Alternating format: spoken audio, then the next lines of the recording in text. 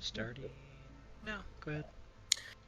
All right, everybody, welcome back to another session of 140k Rogue Trader Shadows over Koronus on Blades and Blasters. And we're going to go ahead and get right into the session intro.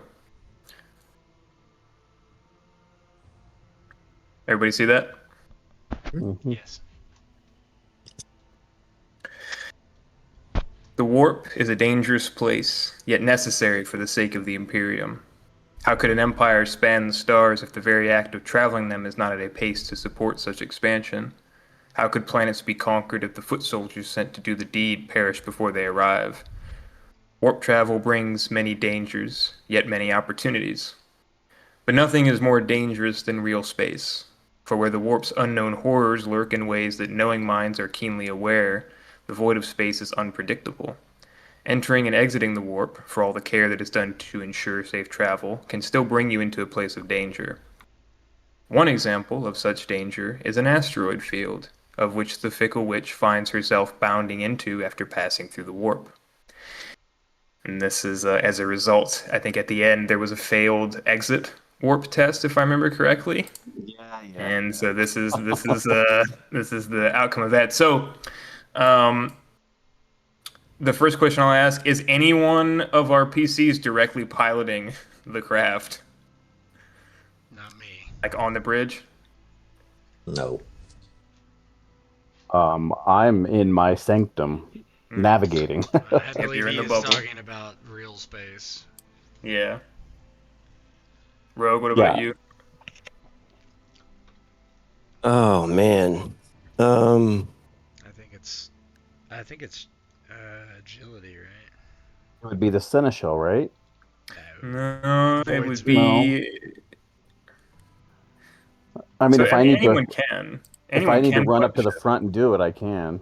Oh, no. I would say that you weren't able to, because you had to translate you finished the translation through the other end of the warp. So this would be on somebody who's on the bridge right now. If it's not one of the PCs, then it's a pilot. It's a So crew. like basically, we just dropped out of the warp, and I'm still in my sanctum. Yep. Take the wheel, Rogue. I'll go ahead and take it. Yeah. Jesus, take the wheel.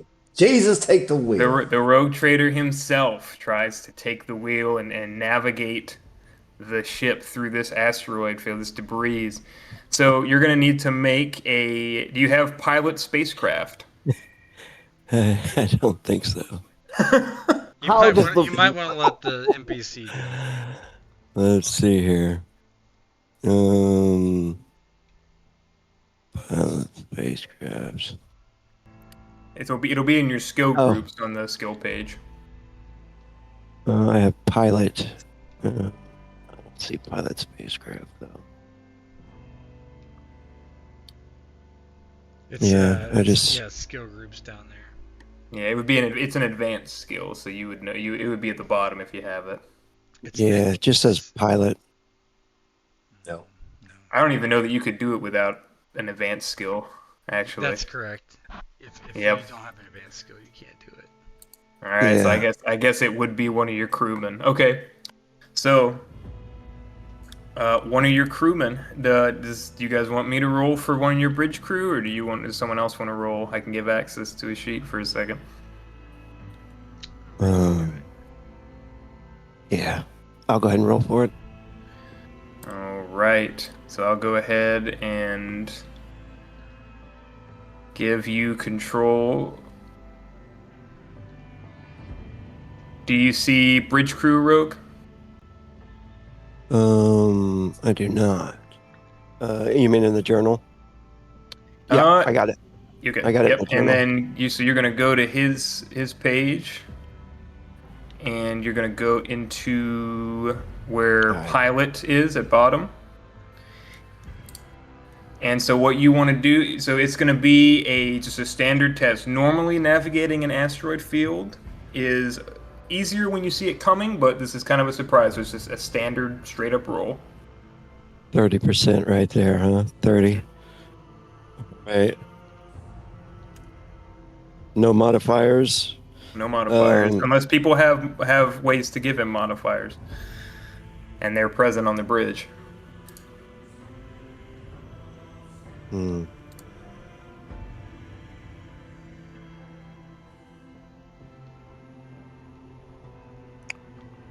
Yeah, I can't think of any way I could help. All right. Anybody else got any ideas? I All right, could go threaten ahead. them. Here it goes. All right. All right, 2 degrees of failure.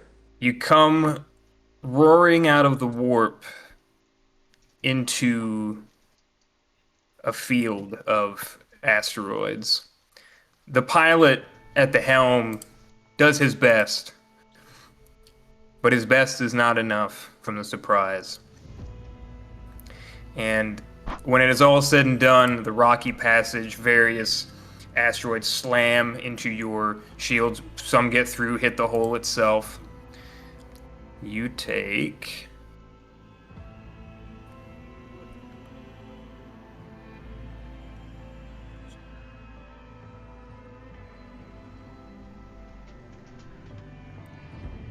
Mm-hmm. 8 points to the ship, 8 points of damage to the ship.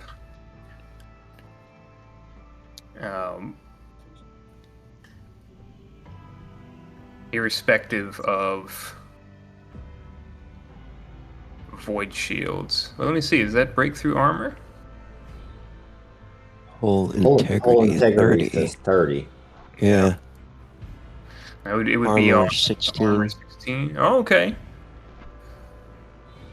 So he does not cleanly avoid the asteroids, but the strength of your ship, the armor of your ship, prevents you from taking too much damage, really much damage at all. Perhaps some minor scuffs and whatnot, but you get through mostly unscathed despite a rather poor showing by that pilot. But we made it. You did make it. And I'll finish out the handout. After weathering this rough disembark from the warp, the system of Corpse Fortune comes into view. The look of it lives up to the name. Nothing here seems alive. No spaceports, no ships, nothing moves. There is only a dim star and a few planets. The very planet by which the system is named, Corpse Fortune, a swirling mass of shadow. Corpse Fortune is a dead world in the Koronus expanse. Once apparently inhabited by Xenos, records of an old Imperial freighter detail their failed jump diverting them towards the planet. They ran simple scans and a single away mission, though did not commit to a full exploration on account of more urgent business. One must not tarry too long in places unknown, lest they risk joining such places in obscurity.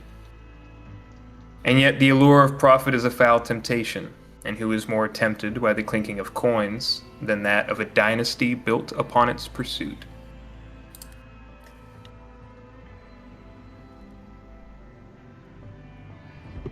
You all pull into...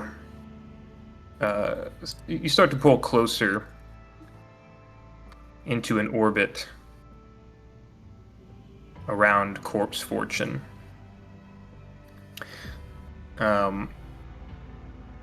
Prior to exiting the warp and heading towards Corpse Fortune, was anyone doing anything specific over the couple of days? That I believe you were in warp for 3 days. I guess what were the routines of each one of our casts, starting with the Rogue Trader?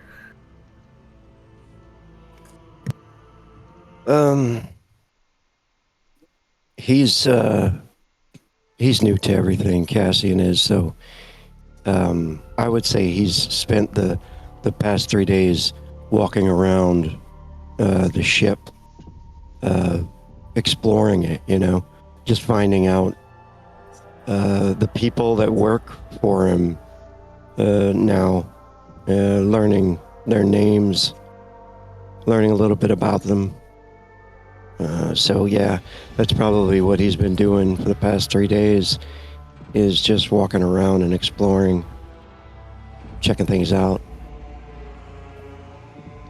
Speaking of that, Harkin would invite Cassian to his quarters, which is not the quarters that he's been assigned, but more like a small warehouse or storage area where he keeps his ambles.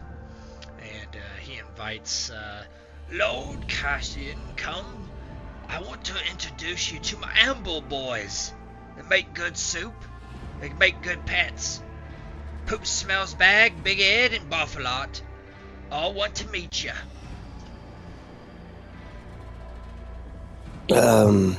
Of course, pretty head. Yes, let's go meet them, shall we? So, they're each in these... I'm just going to kind of go off the cuff here, Ghost, if you don't mind. Sure. There's these kind of ramshackle kind of pens, big pens that are set up in this area. And it looks like kind of like a room that's not being used for anything else, and it doesn't smell too great in here.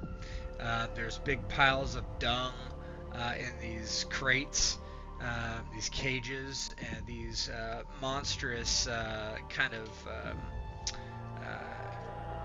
creatures. They kind of look like I guess, here, let me get a picture of them. I think I've got one out there. Oh, I think do you? if everybody can see it, yeah. Is it? Yes. So there's like these kind of chitlin kind of, shell kind of creatures, and they're just kind of in these cages mindlessly, like sitting there, moving around, and you go, "Come on in, Lord Captain. Come see my pets. I've brought them off McIntyre 9. They were my best friends."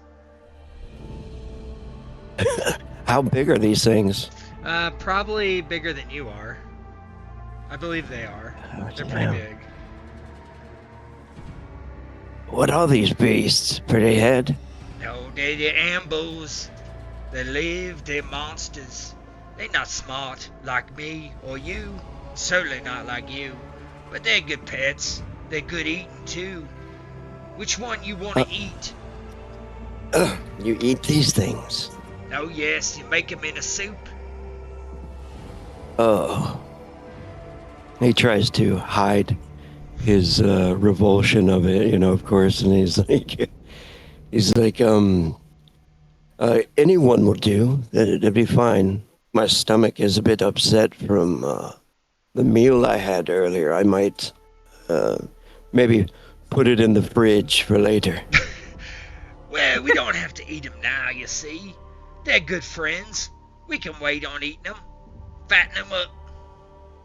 I think Buffalot. Oh, yeah. Buffalot is, he's a tasty one. I can smell him. Ah, yeah, he's gonna be a tasty one. Oh. Buffalot is his name. Yes, Buffalot. And the thing just goes, bleh, and just like morphs into the refuge in the cage, kind of on cue.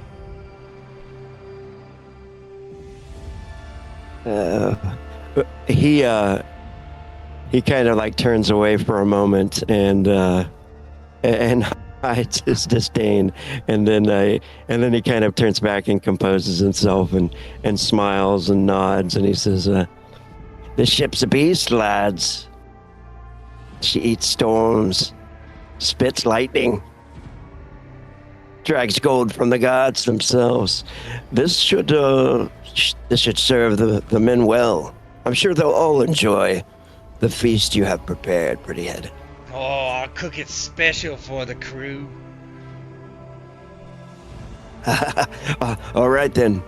And then he turns pretty Smacks his quickly. hands together and starts rubbing them. You gonna taste good, Buffalot. You gonna taste real good. Cassian's already out the door. Yeah, he's very happy to introduce his ambles to the Lord Captain. As Cassian, this is a day in the life of a guest. As Cassian heads out into the hallway and makes one escape. He's out of the proverbial frying pan and into the fire as he hears a tap, tap, tap, drag behind him, drag. And he hears a kind of a nasally voice behind him. Lord Barkgrave, it is your seneschal shall require your ear for a moment. That is, if you're done with Prettyhead.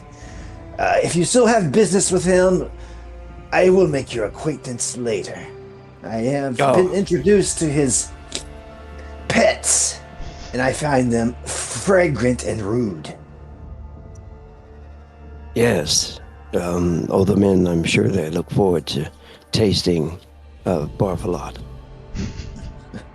Of course, all the men, excluding myself.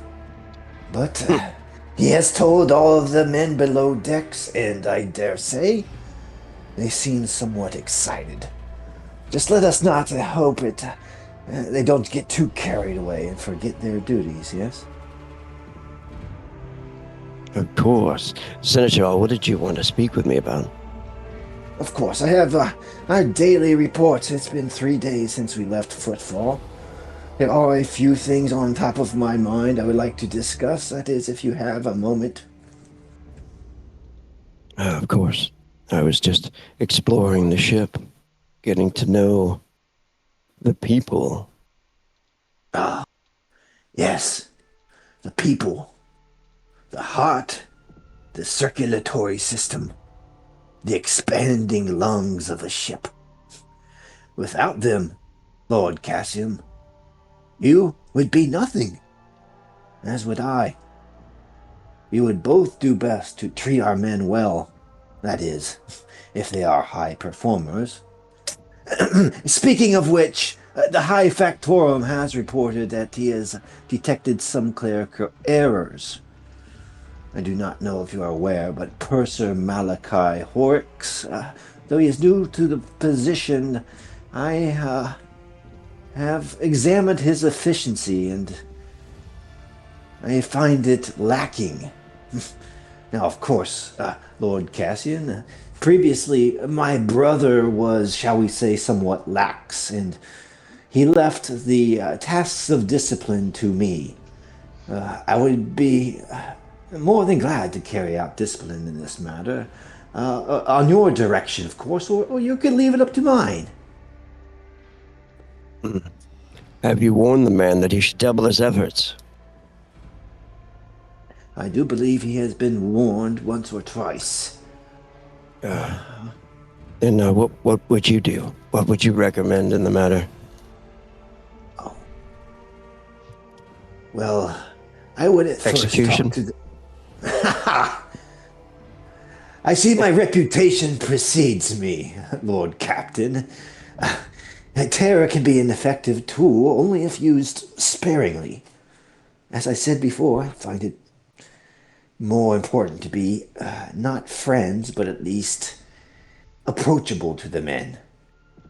If this man is popular and well-liked, perhaps he has a point, and his lack of efficiency is for a reason. In that case, perhaps his superior would warrant investigation. I would be more than happy to carry out that investigation, and there are a few other minor issues we can talk about, but yes, I would not jump straight to execution. I'd be glad to look into the matter further. Please do, Seneschal. I trust your judgment. Of course, of course. One last thing for now, though there are some minor issues we could possibly get to later. We are all busy. And he looks down, and as he says busy, you know, there's the ever-present. We're going to just start calling it the period of Lord Seneschal Vernius, of this blood that drips behind him as he flogs himself daily. And you would know, Mr. Rogue Trader, that he's probably had been in his chambers flogging himself and for previous past sins. And he says, yes, we are all busy. The ship's steward, Angrus Maltorix, reported additional cargo that he discovered that was not present on our supply manifest. It says here in my report, and he looks at his data slate, that the steward has isolated this cargo and, pending further instruction, he's prepared to open, vent, destroy, or whatever is required at your direction, sire. Perhaps we should find out where this cargo came from first. Indeed. Since I will be attending to the High Factorum reports, I will send a message to the ship's steward, Angus Malaforix, and have this taken care of. Expect a report to be on your desk by this evening. Or else. He says, yes, isolate the cargo. Interesting to find out what's in these crates. Very well, Captain. I will be on my way. A good morning to you. Long live our eternal emperor. He nods to him and doesn't say anything else, and starts to make his way down the hallway again.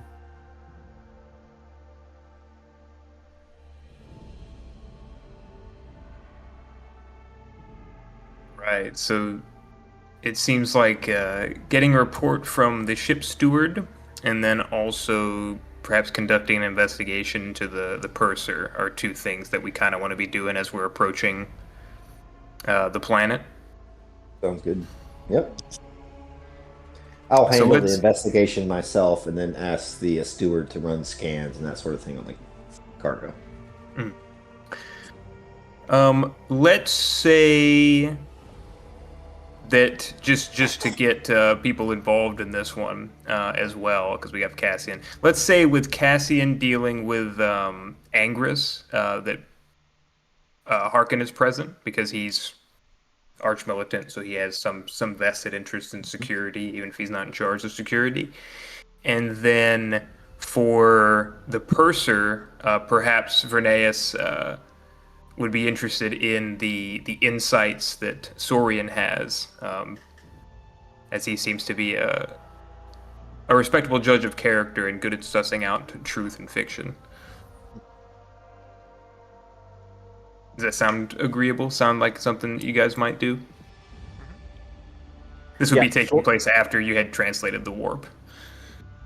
Yeah, Saurian, after, during the several days traversing the warp, he spent the majority of time in his sanctum.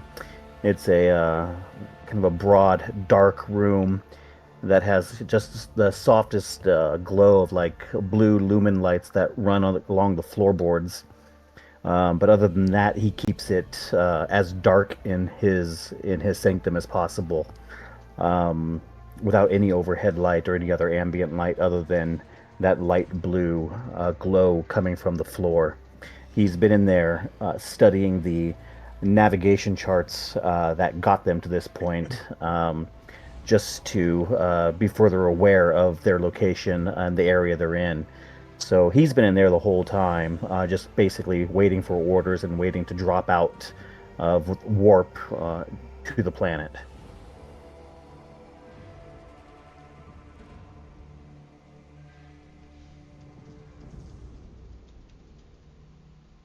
Right. Let's say it's about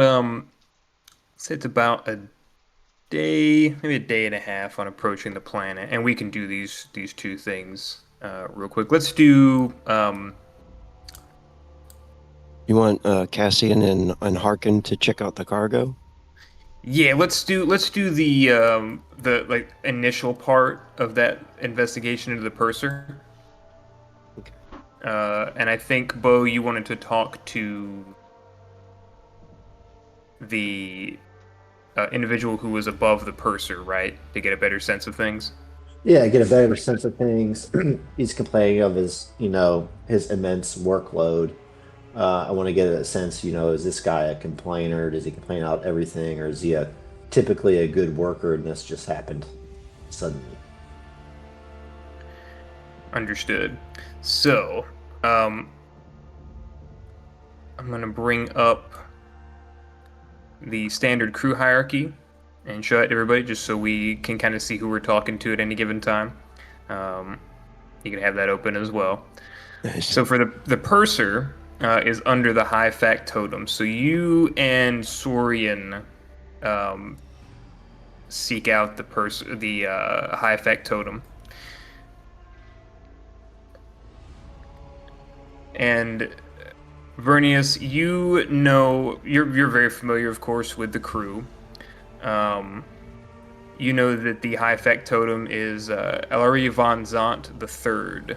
She was of the initial crew that, since you have been in service, she served with under your brother and was one of the survivors of that unfortunate boarding incident as well.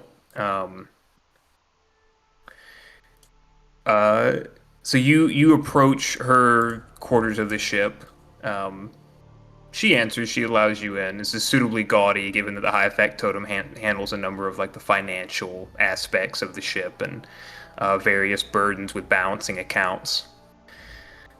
You're brought amasec and food, and just it's a generally peaceful kind of environment that's been set up. She feels no pressure from your presence. And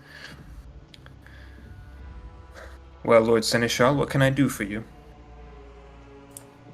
And Saurian is with me, correct? Yes, yeah, you and Saurian are both brought in. Yeah, on the way there, Saurian would have asked what this is about. You would have gotten the information from the Lord Seneschal on their walk to her quarters about what we were doing and Yeah. what he was needed for.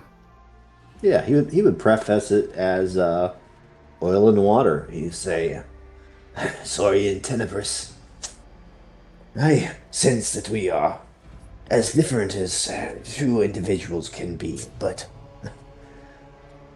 for good or ill, we must serve beneath our captain. And I feel that our strengths can be somewhat complementary. I dare say your eye sees more than I am capable of, and your intuition would be more than helpful. After all, I am not known as one with a honeyed tongue, but rather one whose tongue more drips with acid and venom. Perhaps we could be of help to each other, no? And Saurian's walking alongside Vernius, and he's got his hand on his the metal staff, and he uses it as he walks. And there's a slight clank with every step as he drops his staff down to the floor, to the ground, and it just clanks with each step. And he's listening to Lord Seneschal and keeping his eyes to the ground. Yes, well, of course, Lord Seneschal. Or would you prefer Lord Cadrin? I haven't asked you. Lord Seneschal, Lord Cadrin, as long as respect is paid in the company of the crew, use your discretion. In private quarters, though, Saurian, we are equals. We both serve the same captain, same emperor. And he starts again before you answer. Saurian nods his Go head ahead, at this. yeah. Yeah, Saurian nods his head at this. Very well, Lord Seneschal. What is it that we are approaching the high factotum for? The intricacies of a ship are varied and diverse. The factorum oversees the purser, and errors have been detected in the purser's domain. But the issue is the blame correctly leveled on the appropriate person, or is there something more sinister at work? Now, High Factotum Alari Van Zant the Third, I've known for some time. She served on my brother's ship, and as one of the survivors, I have no doubts about her loyalty, but when lashes are dealt below decks, I think it's more than fair that the seneschal should show his face, don't you think? The men need to know they're not being whipped needlessly, and that the right person is being punished, no? Yes, of course, Lord Seneschal. I completely understand the purpose for this now. Let us make haste.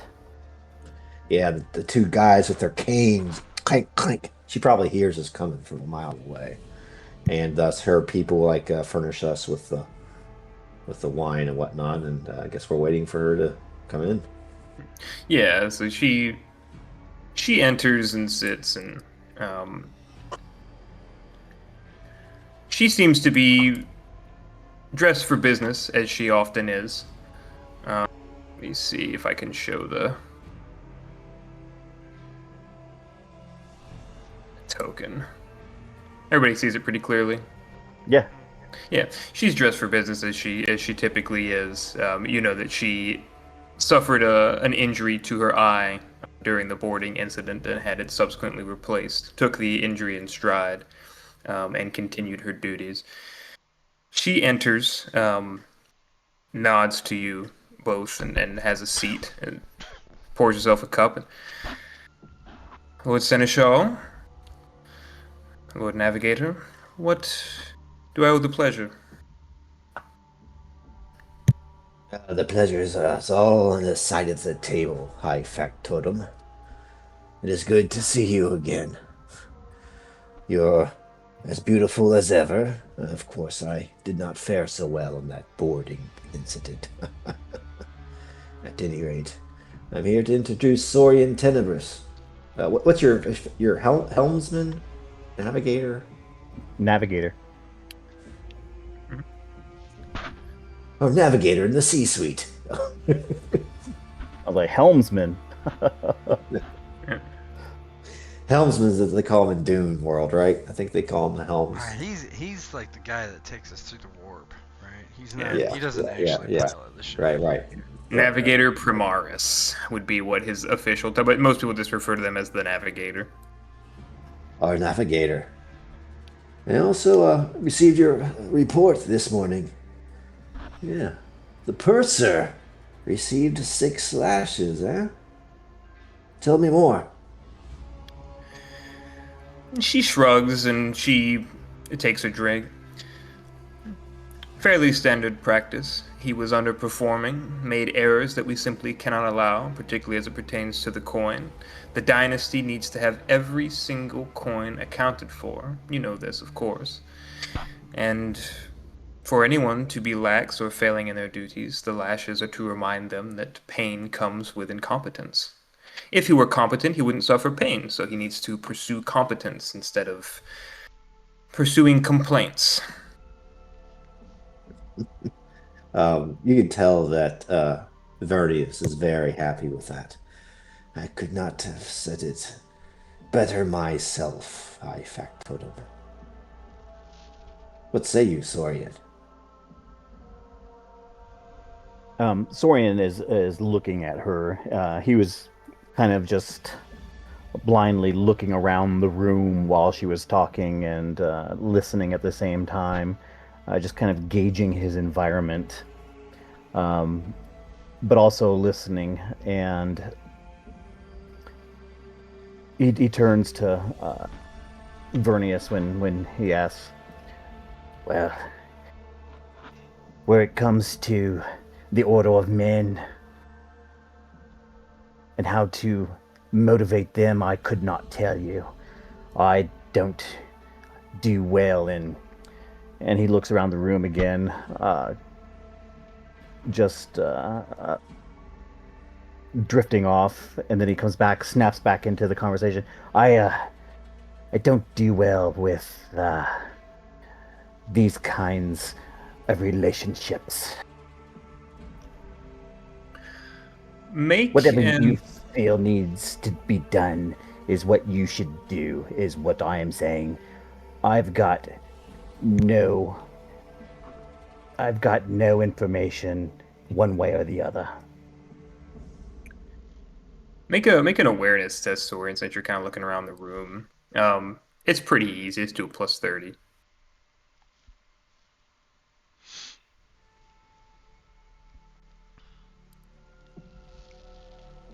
Oh, Oh, yeah. Yikes. Your mind is elsewhere in this one. The conversation and going over the path of it. A high effect totem, Von Zant shrugs. It is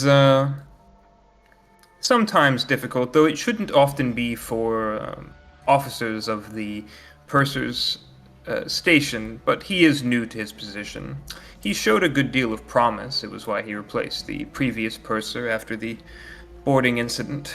Unfortunate to be pulled out of an airlock and to die in such a way, but Purser Horrocks seemed a natural fit for the position. Perhaps we'll have to reconsider him if he's going to complain about this workload. Thinking of workload, I could see perhaps a missed word or a spreadsheet error. No. But complaining. Complainers are typically not well received by others. How did the men react to his punishment? Was it well received? I had it delivered by the security staff, overseen by me, of course, as it falls into my purview. The punishment was delivered to the account. It was noted in the logs. The security personnel seem to take personal pleasure in their jobs, as they often do. It's what makes them effective, of course, as enforcers. It was a matter of course for me. I couldn't have cared one way or the other. I just need the figures to match up on the sheets, and to ensure that everything cogitates correctly in my reports. Otherwise, we have errors, and financial errors cause issues, sometimes with the administratum, but more pressingly with those aboard this very ship. Money is everything, as you know, Lord Seneschal. It has to be held to account. Indeed it shall be. The ledger shall be held to account, and so shall be the men. Carry on, High Factotum. I'm going to visit Horrocks myself. I'm going to make sure that he understands your lesson, and I'm going to make sure that he proselytizes it amongst the others. If one lash or 6 turns him onto a right path, others need to know that the same fate await them if they should slip up. Carry on, High Factotum. I appreciate your exactness. My pleasure, Lord Seneschal. Glory to the Lord Captain. And she bows. when she says So- that, Sorian also just kind of bows his head slightly.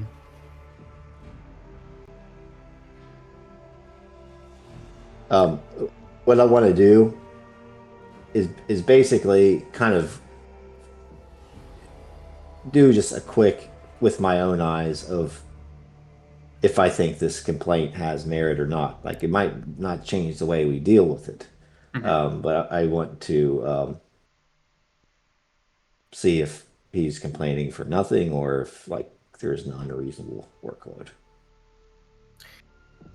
Yeah, how do you want to do that? Talking to him directly, reviewing his work? What do you have in mind?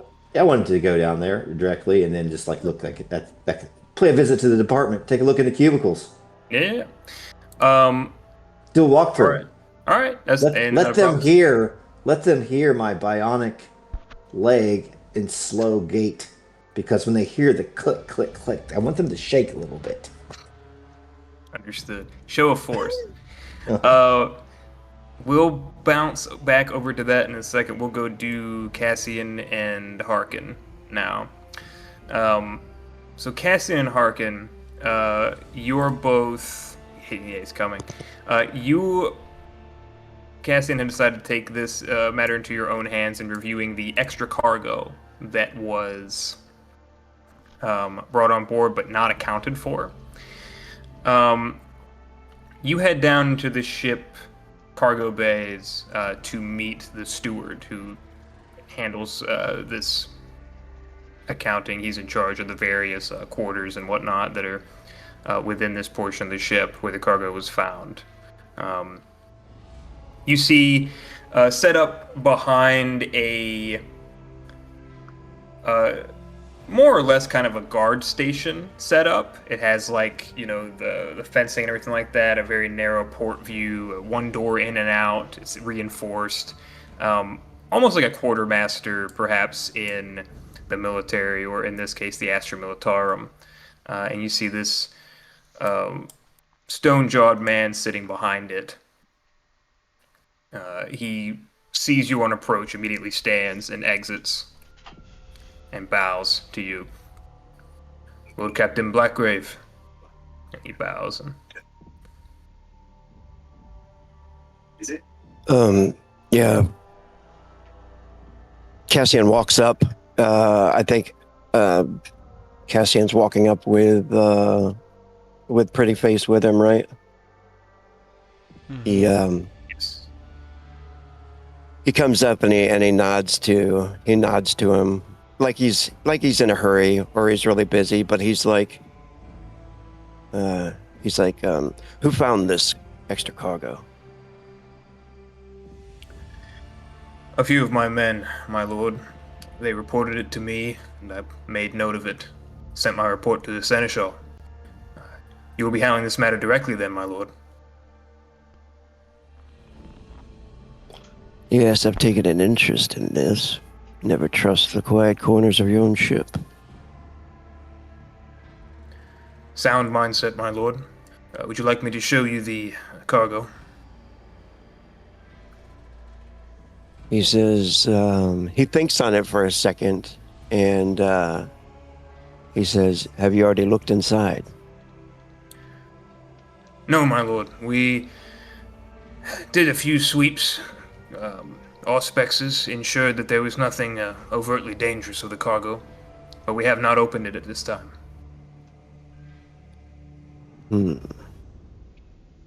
Perhaps we should take every precaution. He looks around for a moment.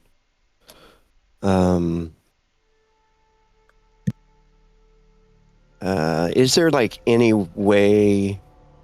kind of like way that they can isolate it and bring up a force field or something next to like the vacuum of space or something if something goes wrong? In something that you could. Yeah, I think that would be a good idea if we could do something like that. That way, if it's like an airborne pathogen or something, could get sucked out into space instead of going through the ship. Yeah, like put it in the airlock and open it, or Yeah. you know, something like that. Yeah, because the airlocks do a similar thing where they have like a pressurization, depressurization type of setup where like you Nice. are going back into the artificial atmosphere. So you know how they have like you have the bulkhead doors and one goes out to the space and then the one's like the in between and then you have the one that goes into the ship. You have something like that where you could set it up into, yeah. Excellent. Yeah, he'll say, let's place this in the airlock. Safety precaution.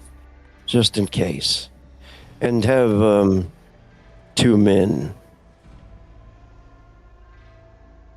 Maybe volunteers, we'll call them. And he nods. Got any prisoners?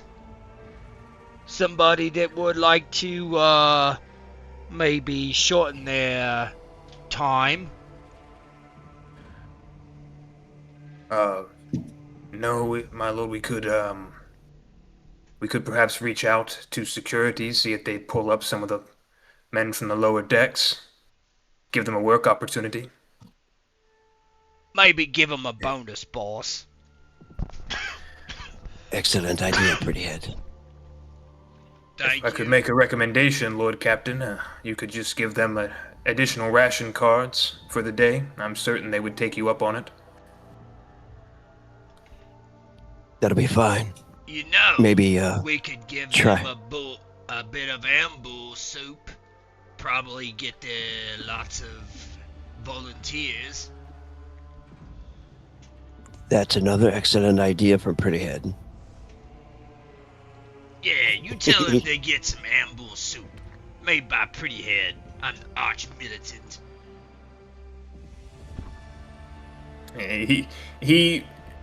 There's a flash of confusion because he's been very stoic, but he quickly removes it. I shall make the call down on your behalf, Lord Captain and Arch Militant. And he goes and makes a call. Some enforcers bring up a couple of men who look a bit worse for wear. These are lower deck dregs, more or less. The rabble, as they are sometimes called, on board the ship. Or the Emperor. And they come up, and they've been it's clear they've been promised to do something. They see you, and these two just bow like very low, pathetically, as low as they could possibly go. Blessings, Lord Captain, to give us this chance. What may we do for thee? And he'll kind of describe it. He points to the airlock. A very dangerous job for you men, but for the honor of the entire ship, the safety. You'll be opening this strange cargo found. If there is any danger, we will have to jettison you out of the airlock. But for the honor of this whole vessel, would you be willing to sacrifice for extra meal rations? And amble soup, made by me. And the amble soup. Of course, for the glory of the rogue trader and another meal, certainly, my lord, and stoop, certainly, my lord.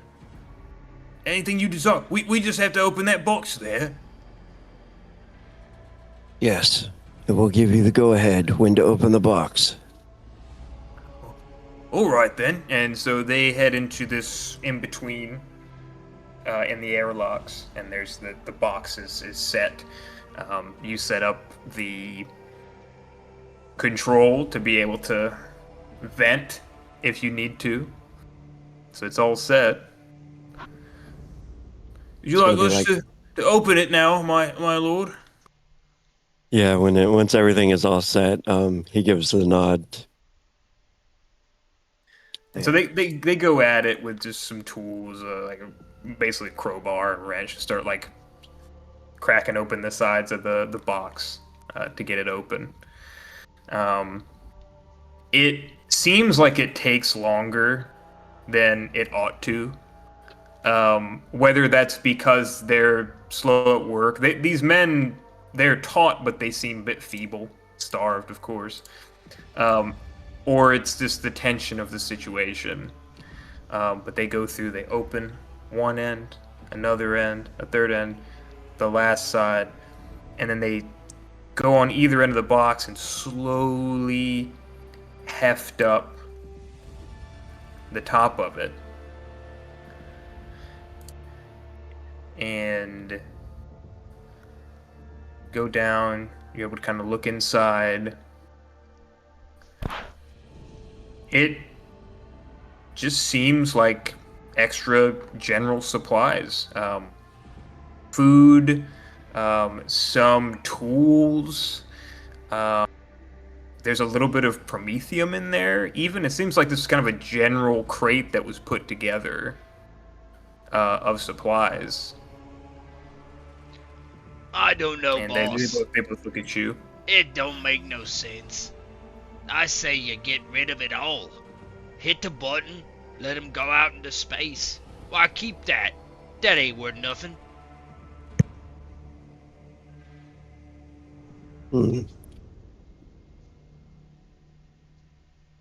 Have they searched, like really searched him? Or they just opened him so far? It's just open. This is just what you can see from where you're looking. Yeah. He'll kind of direct them for a little bit, just from his, from his lessons learned from maybe smuggling gear and stuff like that to search for any hiding places or anything like that before, if nothing happens, But he just wants to check, I guess, to look for hiding spots. Yeah, go ahead and you have do you have any underworld stuff like common lore underworld or anything like that? I believe I do. Let's see. Yeah, Common Lord.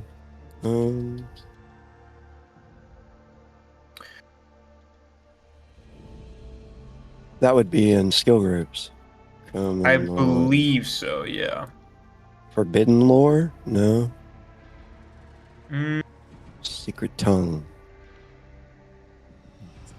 no, I think it would be let's just do let's do a kind of a command test. And we'll do command plus 10 to kind of guide them through looking through all these different things.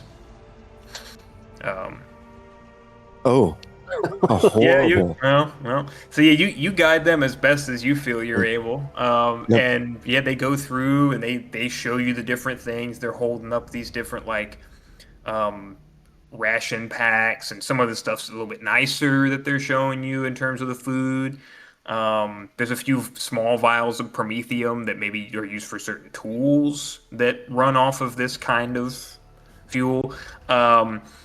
There's nothing that you can see. They feel around the inside of the box for like hidden ports or openings, and there's really nothing in there other than it's a substantial box. It's like a decent size, and there are a few other boxes in there.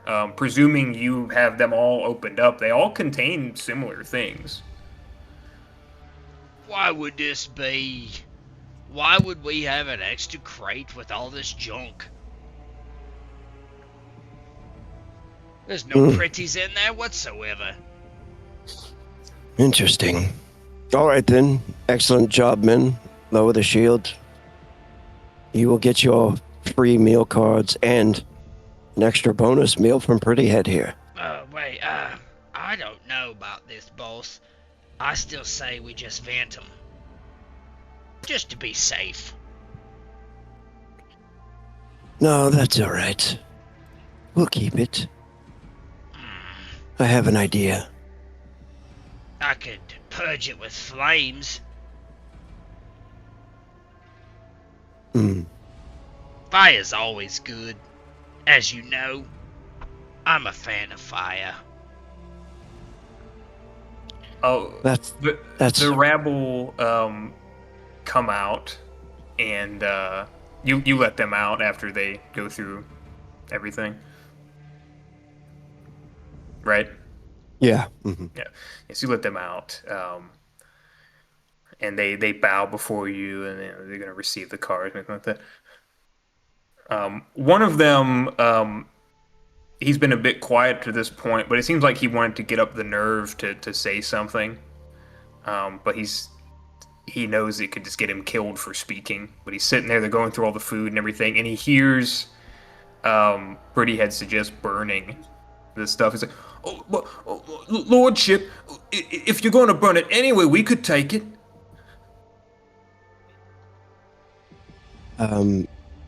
He looks over and he says, no, that will be all. Thank you for your service. Yes, my lord. You can collect your meal card. And he points to the sergeant, the guard that went and fetched him. The steward. Yeah. Yeah, the steward. The steward hands them a couple of meal rations. One of the enforcers does strike the one that spoke to you, and he just he lifts him up and hits him a couple of times. You dare speak to the rogue traitor? On what authority, grub? And just pushes him out the door. Yeah, the main steward that he had talked to before, he says, he kind of says loudly so everybody can hear, just put the crates back over to where they were, and we'll worry about this later. But then he walks over to the steward and quietly says, leave it unattended, but with security camera on it, so we can see who comes and collects. Oh, that's smart. I shall keep it Yeah. in view of our picked recorders, my lord. As you wish. And he nods and walks off. And you let me know, 'cause I'll come and bang some heads and smash 'em, if need be. He smacks course, the ultimately. ship's steward on the back. A little too hard than he intends to. His hat tilts forward a bit as if it almost comes off his head. He straightens back up and straightens it. And he stoically walks back around into his little pillbox as you both leave. Right. And then we will do the purser, and we will be in orbit of Corpse Fortune after this. Vernius, are you and Saurian both going? Are you going? What's going? How is it? The Same two, situation. I'll take my little friend and his cane. We'll walk down there with our canes. Perfect. As we're walking down the hall, our canes almost basically getting in sync as we walk down the hall.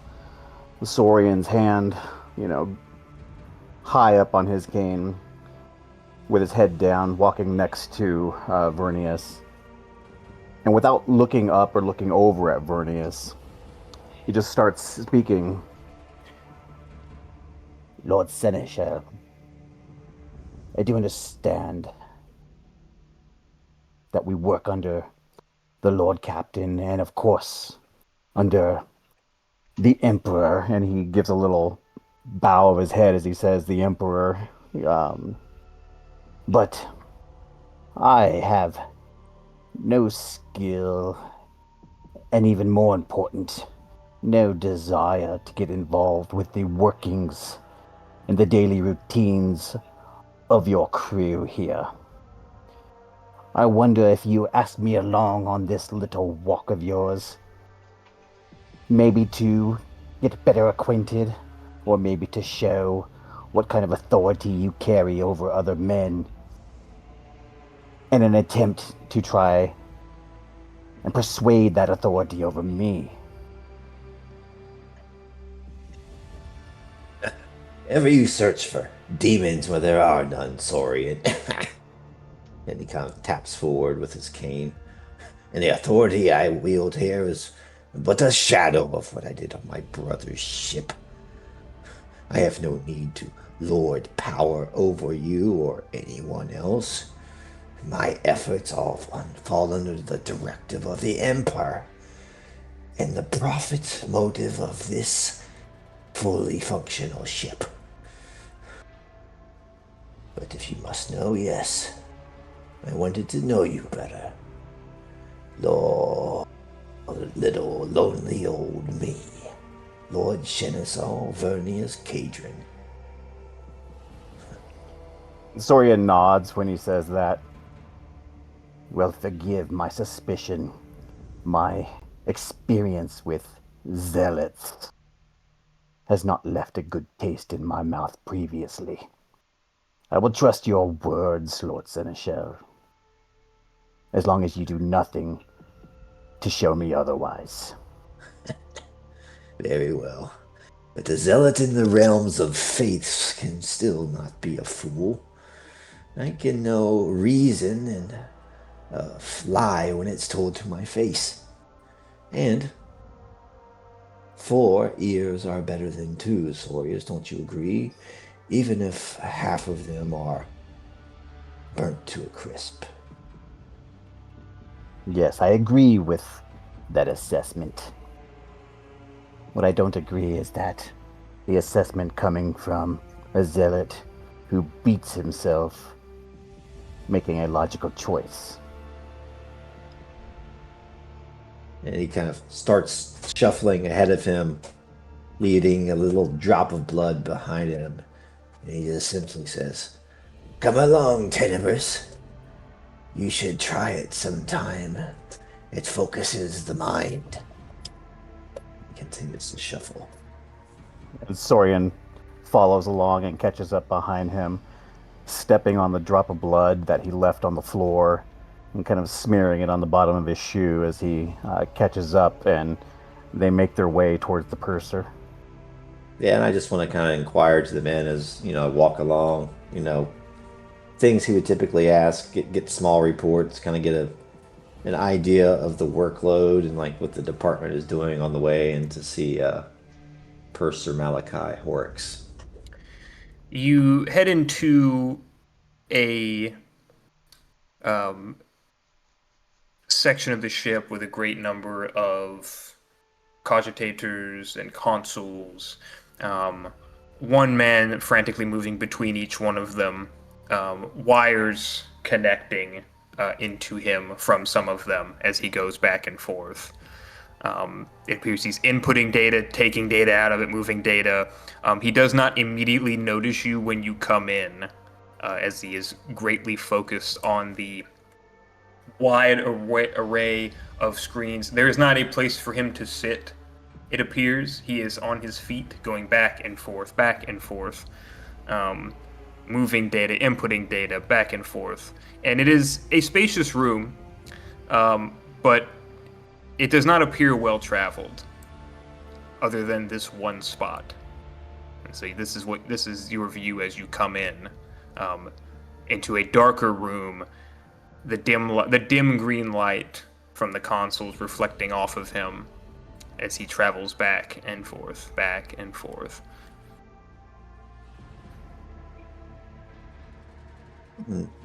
The seneschal kind of stops short of making actually verbal contact with him, and looks to Tenebris and kind of allows him to take in the situation.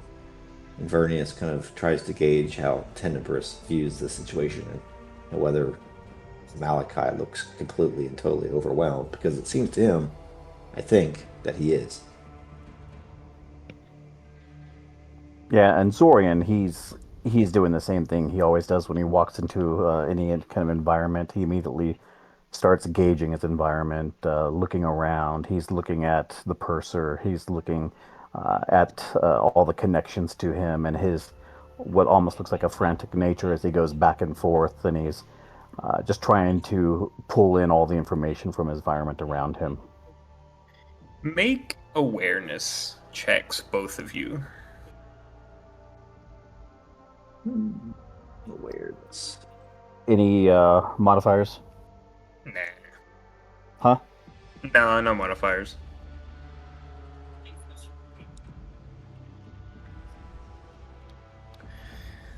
Yeah, Sorian, you see just what you see before you. This man going back, forth constantly. It might seem just routine in some ways, but perhaps pedantic in others. For you, Vernius, you see a few other things. So, you see, of course, this workstation as it is, that is just constantly glowing, vibrating. There's just information coming up, and there's probably 9 consoles in front of this man, to where he has to walk like 8 to 10 paces to get from one end of them to the other. Like, it's large enough for him to do that. There's little areas we can cogitate. On the far side of the room is a bed that is extremely disheveled. There's various different script and paperwork laid all around the bed. It's not made, obviously. It appears lacking in use as well, as if there's not much sleep to be had here. There's various pieces of furniture and kind of room garnish, I guess, decorations that are all disheveled, shifted aside, moved out of the way, just to make more space, perhaps. You do see There are marks on the floor. On the it is kind of a lighter gray tile in this floor. They look like scuff marks from shoes, and they follow a very rote pattern in circles that are next to the workstation. They aren't in the same spot. There is a single viewport to the outside, but it is obstructed by what you think is one of the ship's guns.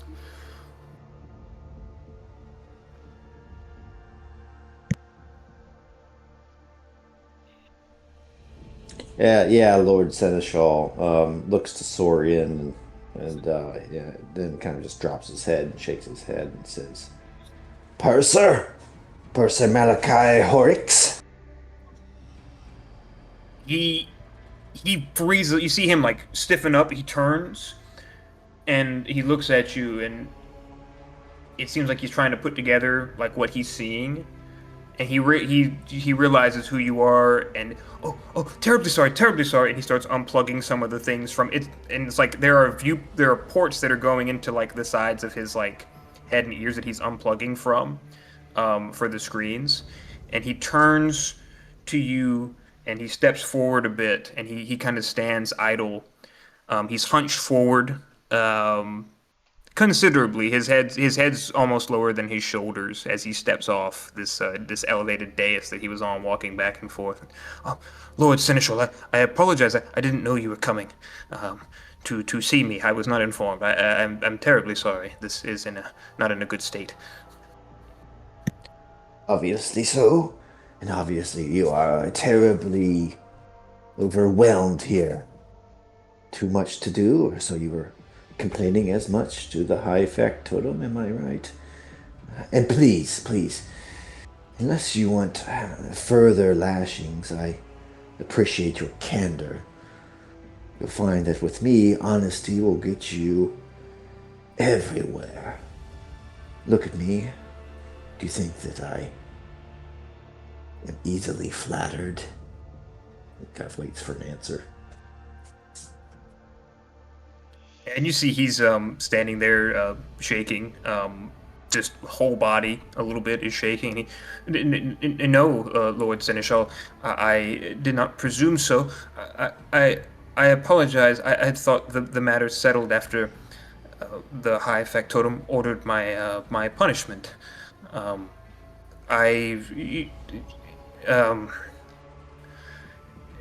She has told me that I would lose my position if I did not shape up. I had thought to her that it was overwhelming, but I'm certain that I can adjust. I see. Overwhelming or not, errors were made, and once errors are made, punishment is due, and she did mete it out. But I dare say, Purser, this looks nigh impossible for anything but a god. Tell me the details of your overwhelm. What would you improve? How did you bring this up to the High Factotum? Did she not see the conditions in which you operate? Well, I had told her that, it was more to make mention of the fact that the previous purser had a pair of assistants, and I had inquired about when it would be that I would receive those. She asked me about my duties, and I said that there was certainly some lack of efficiency. I was not aware of the errors in my work until they were pointed out to me, of which I must acknowledge that they were there. I did not recall such failures, but they were there, and I must accept them. And so that is the notion, the discovery of errors through my request for assistance. I see. Very well.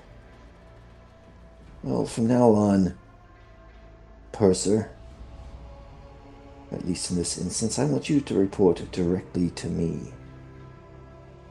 That's all I have to say in this matter. And also know this, Purser, your wounds on your back, your lashes, I can tell it pains you when you move. Take the pain. Use it. It will give you focus. Pain is its own reward at times, Purser. Ruminate on those words as you go about your task, and you will find that you'll be rewarded help when you most need it. Eh? I will take your words to heart, Lord Seneschal. What matter did you wish for me to report to you in regards to my position? Tell me of any further irregularities or errors you discover. I want details. In fact, here is my encrypted data slate, and you kind of give him his direct thing, direct line. Here's my direct line. And then he says, and also, log inefficiencies. And the factotum said that he initially had promise. And so this is just not jiving with me. So I want him to show his promise, tell how he would improve things. And then I want to talk with Sorium as we walk back upstairs, and then we can get back to the session. Yeah. So you want? Ooh, go ahead. Before we leave, though, he gives, after Vernius gets direct contact with the purser, Sorian, with his head still low, kind of nods off to the side and says to Vernius, "Your absolutely wonderful advice about leaning into his pain for support. On a more practical basis, when can this purser expect more assistance in this area here? While, of course, the pain he suffers is absolutely wonderful and necessary, I'm sure. I'm sure he could also use some aid." And he shall have it. But do not mistake my strength for kindness, Sorian. It's all for our Lord Captain. It's mistakes that we must prevent. If they were working at their limit and not making mistakes, he would get no help.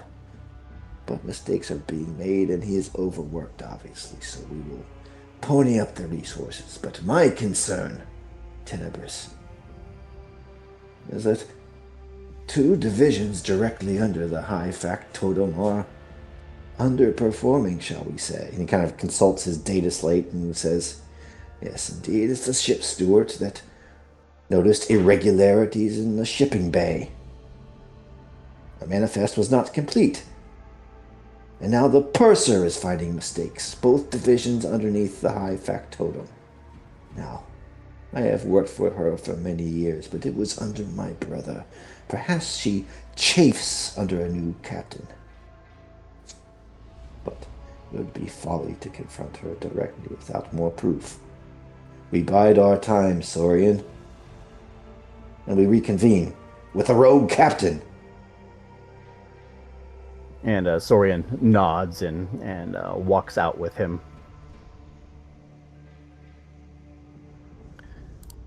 Right.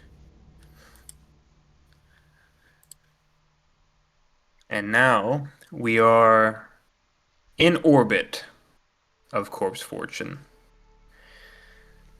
So this would be, I presume everybody is on the bridge, the senior staff, and how would you guys like to go about pursuing your endeavor on this planet? As a reminder, you were coming here at the behest of the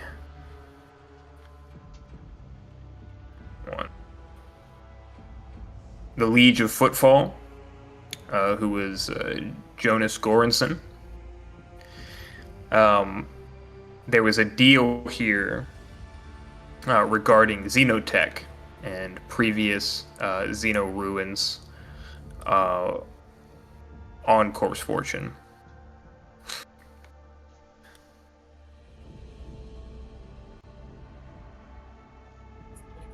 Yeah, and then right after that, right after we left his place, we ran into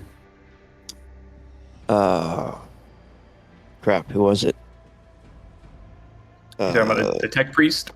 Yeah, we ran That into was the tech priest questioning us why we were going there. yes, P083. Yeah, he And had wondered that about was it. worrisome. I think I find that worrisome. So I think the Rogue Trader would probably bring that up to the others. That's on his mind anyway. So if we're doing like a little scene there, he might start with that. Maybe that's on the bridge while we're in orbit, kind of planning stuff. Yeah, we Yeah. can have you guys in the meeting room. This is kind of you're seeing how you're going to approach Corpse Fortune. You guys can discuss and see what you want to do. What was his name again? Number? The tech priest, Yeah. P083. And he was with a tech priest with the.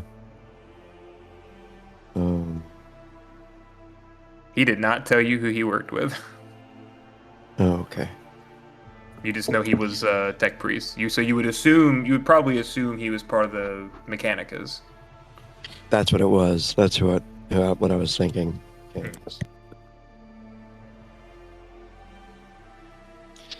So anyway, yeah.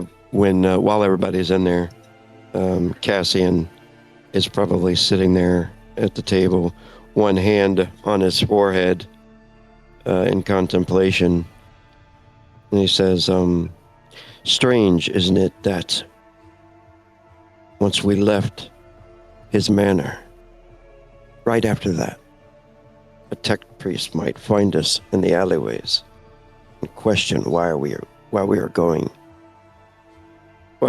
to Corpse Fortune."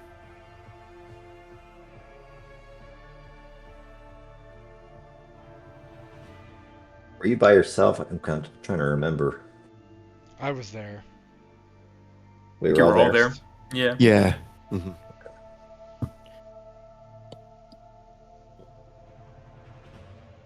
He looks up to the others, and I guess he just asks, "Does this bother you at all, Seneschal?" There are many threats unknown between the stars, but this one does seem uncanny as far as the timing goes. After all, our business is our own. We owe it to no one to discuss our missions or our profit. But it would be amiss if I would not tell you that the Fyckle Wytch may be under unlooked for scrutiny. There are those who had ill will towards my brother that extends, shall we say, to his entire line.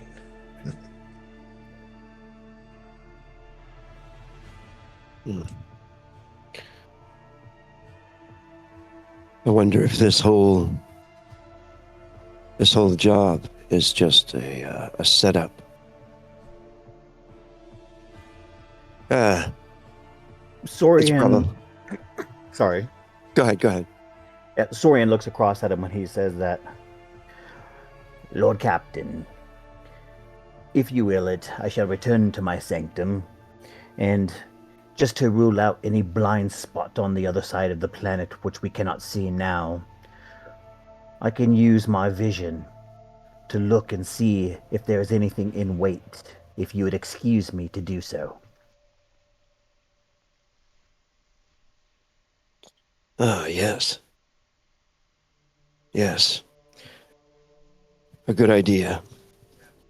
Perhaps that'll put my mind at ease. Yes, Lord Captain. If there are any ships present that we are not aware of, hiding on the other side, well, I'll be sure to see them. Very good And then, Soren. Sorian gets up and gives a little bow as he leans on his staff and walks out towards his sanctum. He is going to use the Void Watcher ability, which allows him to see space, anything that he would normally be able to see. So if there are ships, asteroids, anything else that would normally be in space, he can view it. Right, so it's up to perception bonus and void units. It's not being used during space combat. 1,000 times the navigator's perception bonus.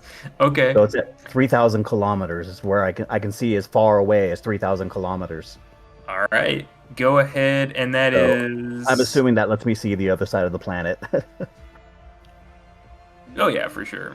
So it's perception test probably. Hey, go ahead and make it's perception test modified by. Okay, so it's a perception test. It looks like, just straight up. Yeah, and yeah, I already put in all the stats for it. I would say Yeah, go ahead 3,000 and- kilometers is not that far. Like if Earth is 12,700 kilometers wide. Yeah, yeah. I don't have exact measurements for Course Fortune, but it is a smaller planet. We'll say half the size of Earth. So you can definitely get a sense of like the area, like around you, like within that distance around. You might have to go like through an orbit of the planet and maybe do it again if you wanted to cover the entire orbit of the planet, but like you could do that. There's no immediate threat right now.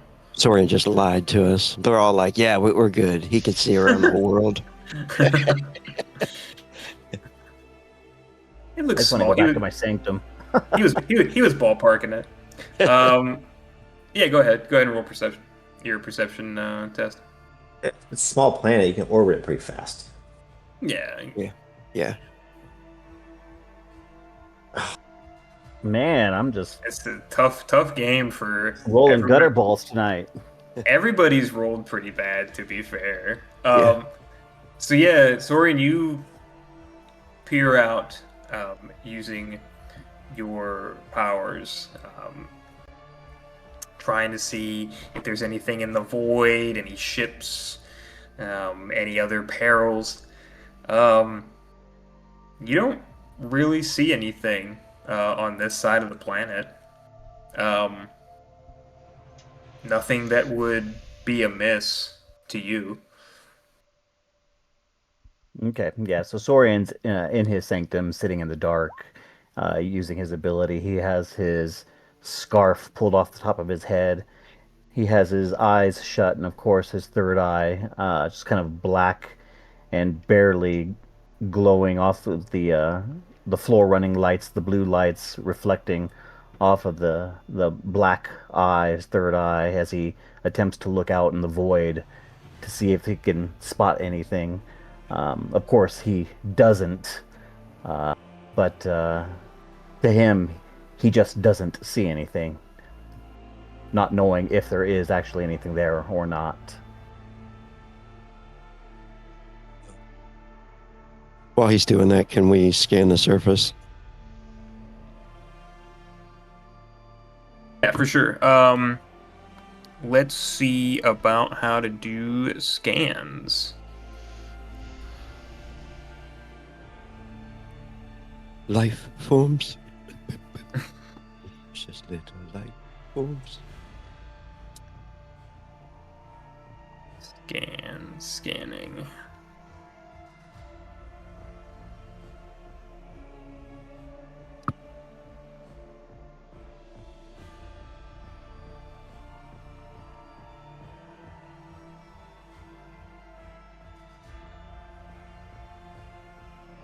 Yeah, so I think this would be like an active augury situation where we're just kind of using the scans and trying to get information. So active augury is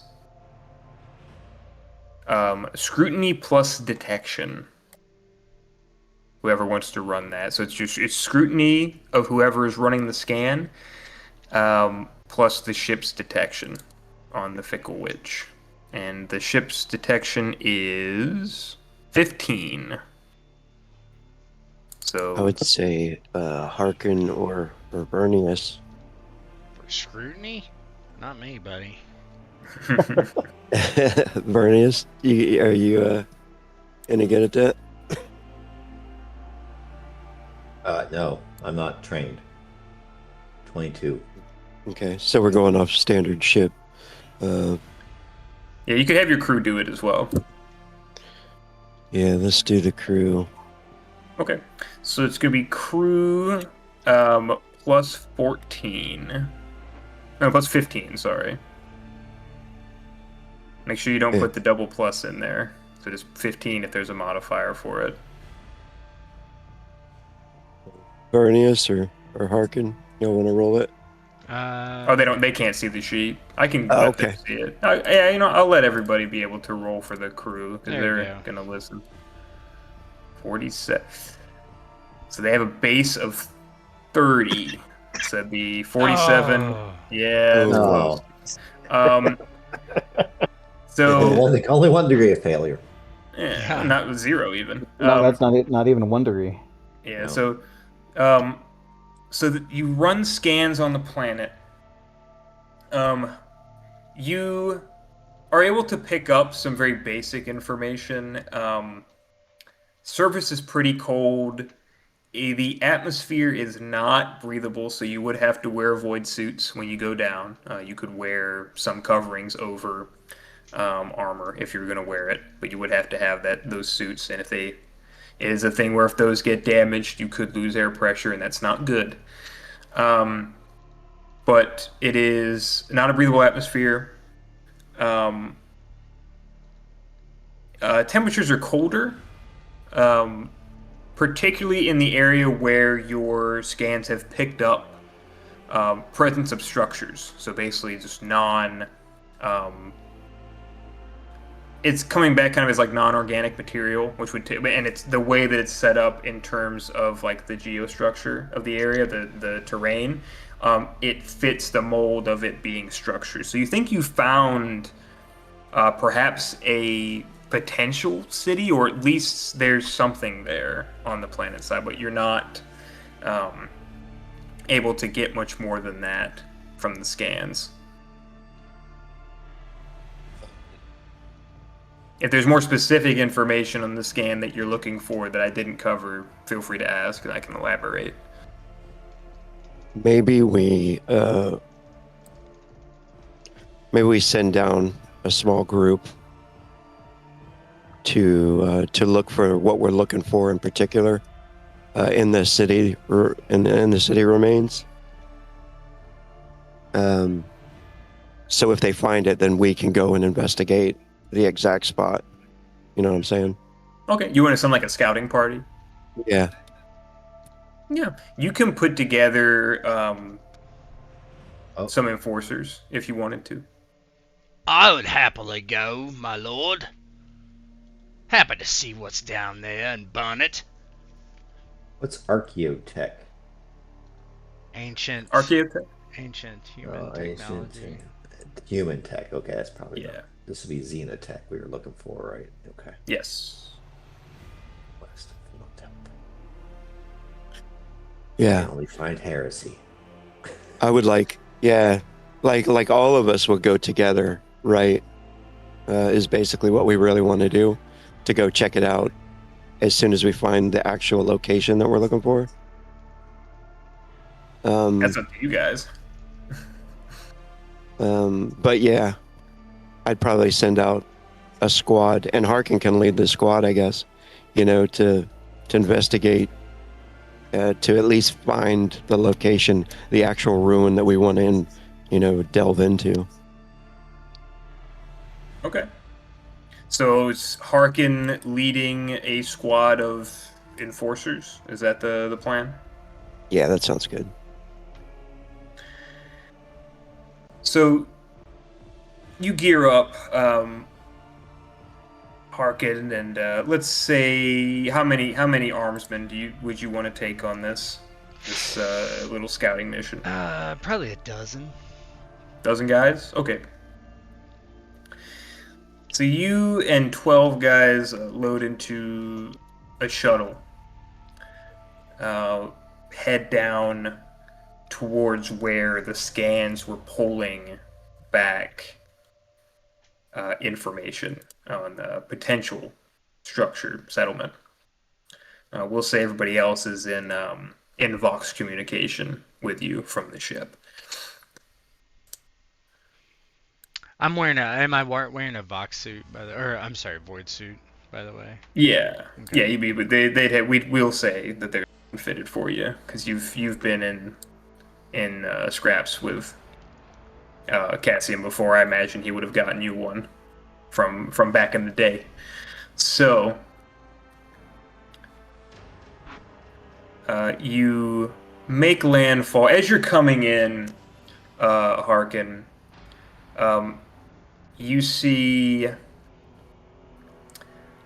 as you break through some cloud cover, this just massive obsidian-colored surface as you're heading towards where this city's supposed to be.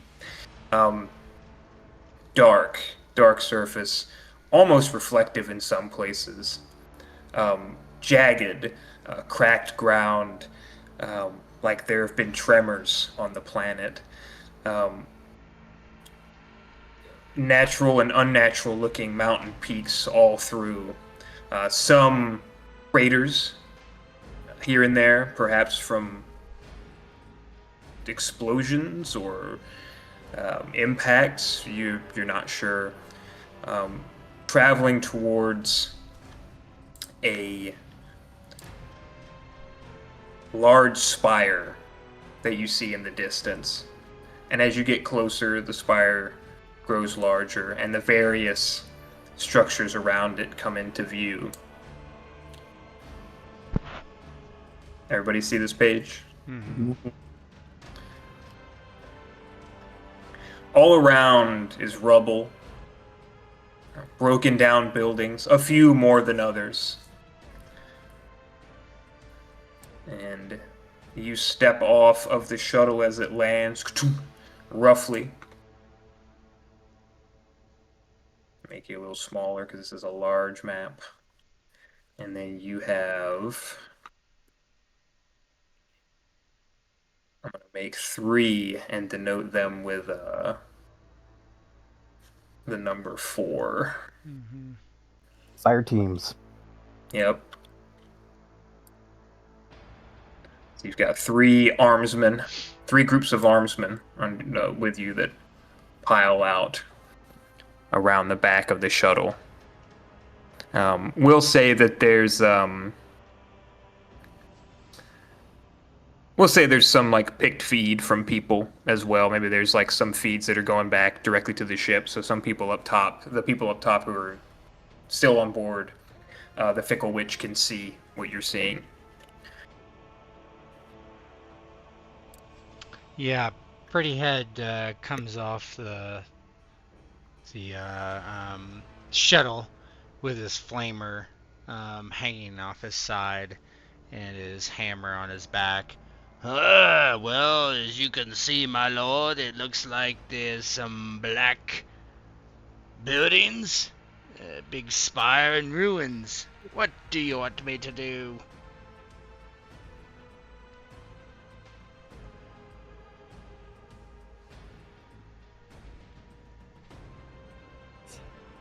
He looks, if he's got any, like, visuals or anything, he's probably watching. Yeah. Yeah, he says, any structures that we could enter into? He looks at a group of the enforcers and points to the buildings. Yo, go ahead, go forward. Check out these buildings, see what's inside. Don't spend over long, just take a peek. Aye, sir. And you see they start to spread out and head to some of the buildings. This group cuts through here and heads into some side streets and back alleys. And they're sweeping through. A few minutes pass, and you get a couple different reports. This group chimes over. Arch Militant, there's some machinery in here. Appears a roof collapse. Some markings on the floor. Can't make any sense of it, my lord. We'll take recordings of it. We'll take it back to the tech priests. Nobody's gonna know what this stuff is. We're just the eyes, boys. They sweep over it, get some footage. This southern group gives a similar report, but most of the building is caved in. The guys going through the back alleys.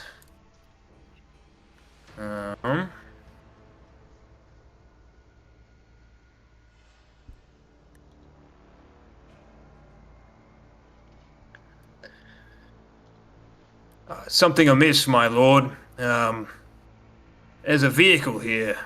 Does not appear to fit with the structures. Is not broken. Well, what's it look like? And they bring it up for the people upstairs in the ship. Let me go ahead and bring this over.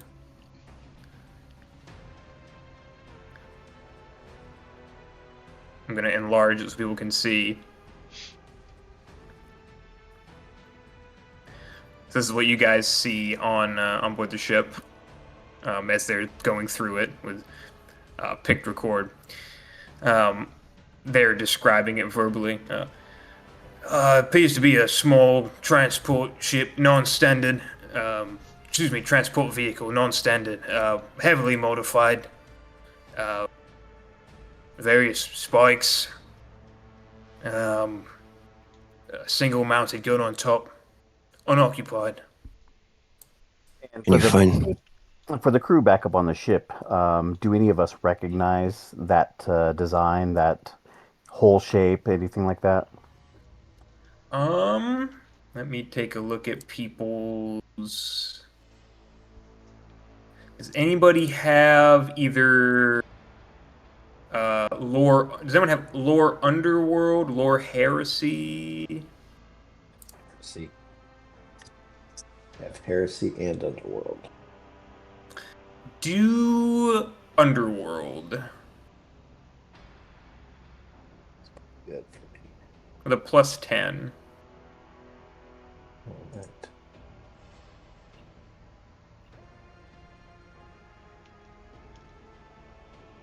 Also, Hey. Harkin, nice. Harkin, make a awareness test with a no modifier for right now.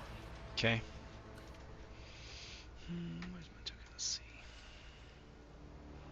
Awareness test. Okay. Boy, it's not good. Okay. Whoa! Hey, just There you hit. go. So we'll do. Rogue was right. We'll do the information first.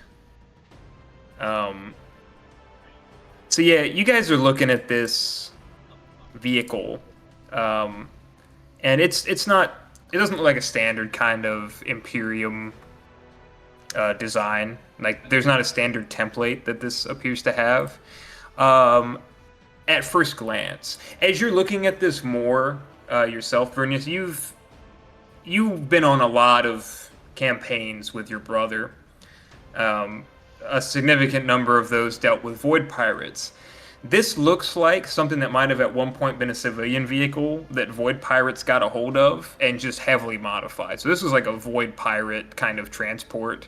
You can see where it might have once been something for civilian use, and then they just took it and changed it up aesthetically for their own purposes. Some of this has no functional purpose. It's just like something they wanted to do. And it's not like abandoned and like corroded and rusted out. It's like functional but just not occupied, right? It looks like shit, but it's functioning. It is very much something that does not fit. Like you're looking at these buildings and this architecture, it's very clear that this is not of Imperium design. This thing, you see shades of what might have once been a civilian transport. This does not belong here. And then Harkin. You're kind of standing around getting reports, looking at things of your own, and out from behind one of the corners of the buildings, you see something move, kind of peeking up out of the ground. Hey, you slags see that over there?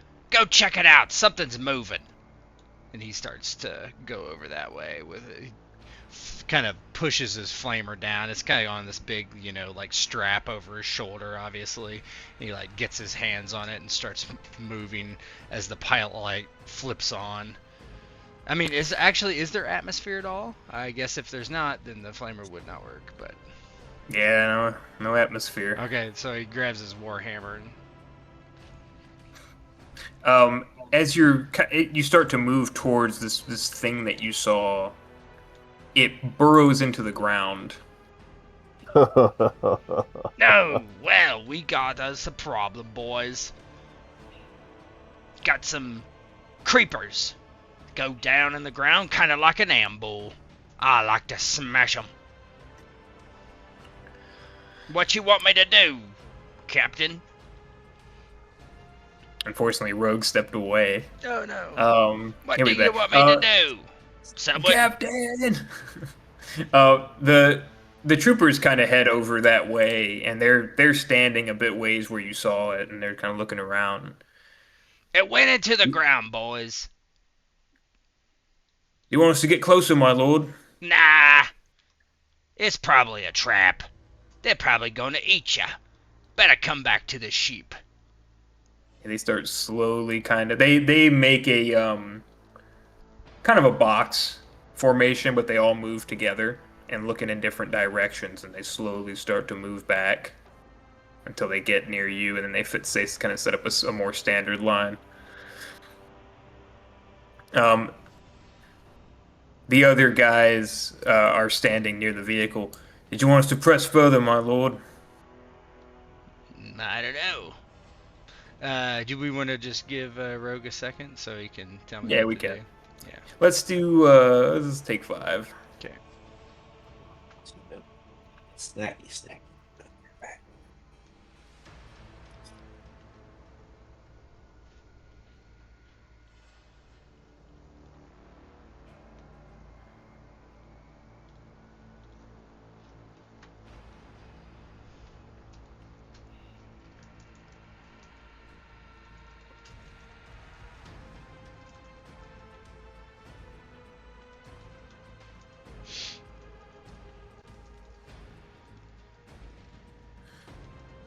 What an awareness roll! I know.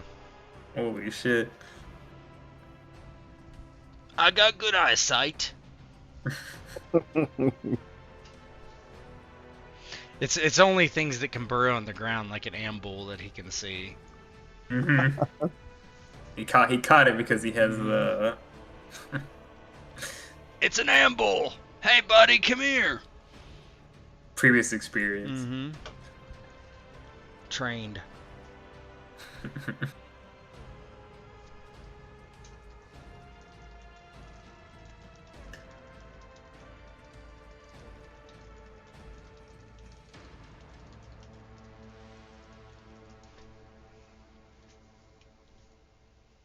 Hopefully we don't have to jump back into the warp tonight, because my rolls are not cutting it tonight.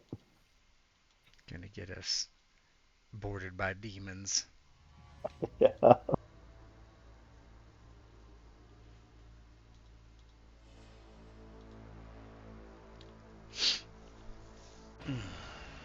He's back. Oh, Captain. I guess Bo might be back. Rogue, we saw some creature go in and out of the ground. And Shit. Pretty Head is asking what you want him to do. Is that over here? It was like over this way somewhere.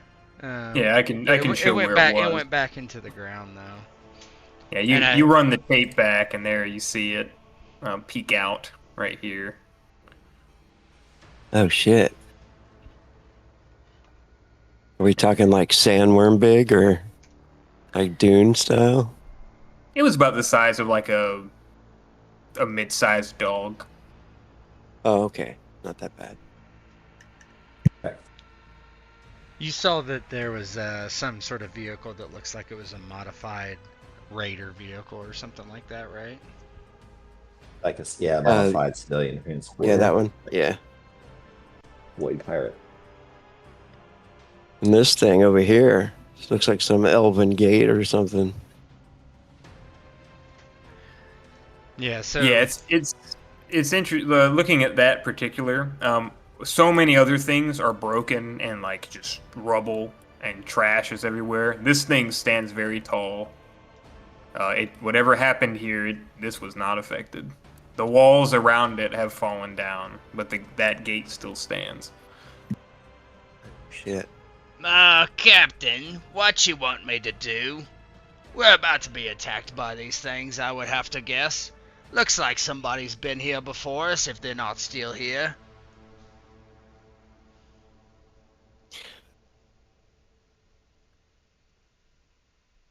I'll Or tell they him did. to. I'll look at the others and be like, you want to go investigate for ourselves, boys?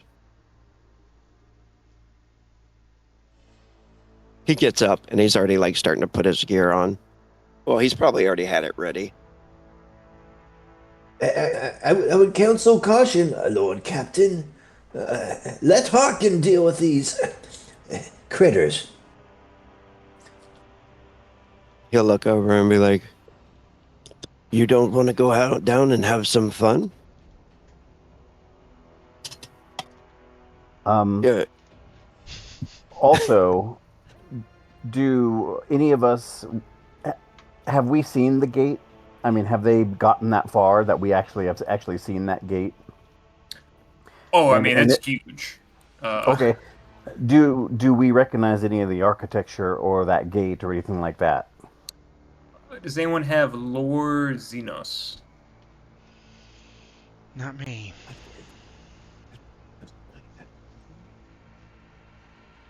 No. Oh yeah, there's a big gate over there, if you haven't seen it. If you don't have lore Xenos, you can make a intelligence test with -20. Come on, baby, come on, boy. No, not too bad.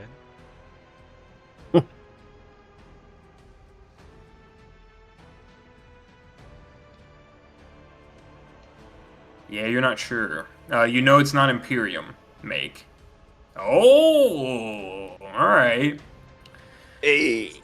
So it's more what you know it isn't, Vernius. You have some passing familiarity with some Xenos, not an extensive knowledge of them.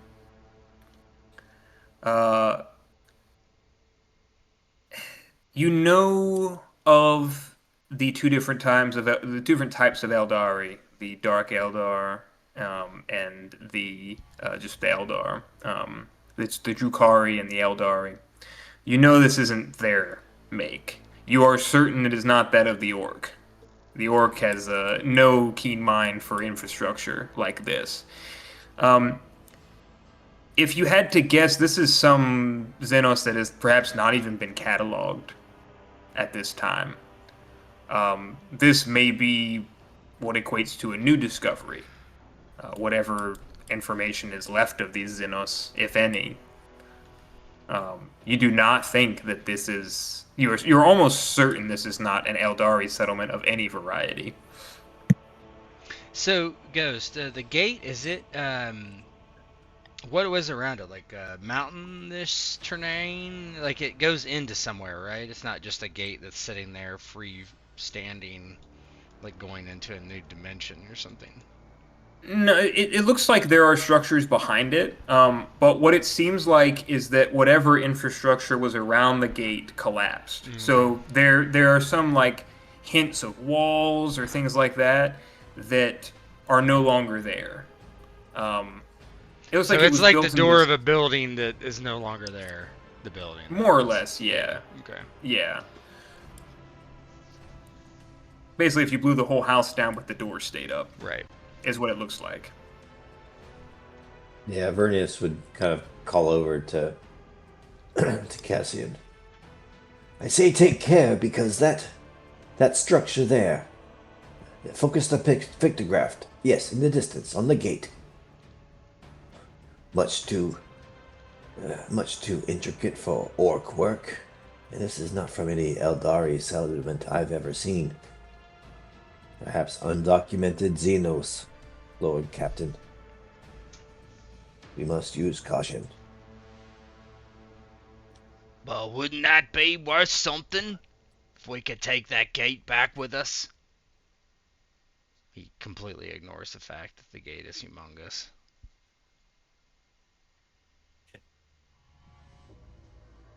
You can see the rogue trader's like pacing back in his suit, like ready to go down there, not wanting to stay on the ship, and he's like, the settlement over there. Have you investigated that? Anyway inside? It's mostly caved in. My boys went and checked it out. Any tracks? Any tracks around the ship there? I don't know, boys. Were there tracks? They start looking around.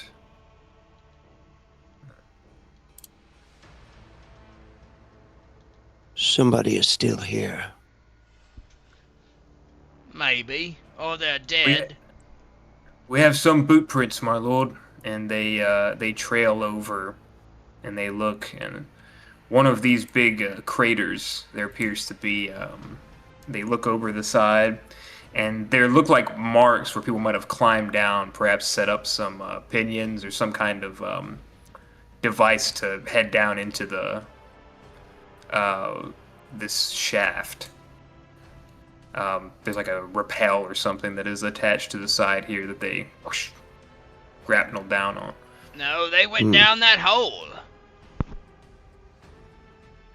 Interesting. I'm not going down there. Wonder how long ago they went down there. In search of something, no doubt. I could throw a frag grenade down there and see if they're still down there. Hawken, maybe you should send some of them in. Alright. You! And you! Go down there and see what you see. Yeah, they start heading down into the shaft, and they're kind of looking around. And there appears to be it's getting dark as we're going down here, my lord. Some unnatural light. I see something. Perhaps they set up some kind of lights to guard their way as they're getting down, and you hear the interference starting to pick up as they go lower on both ends in terms of like the recording and their vox. There appear to be some issues. And you're just getting bits and pieces of I can't hear you. Come back up here.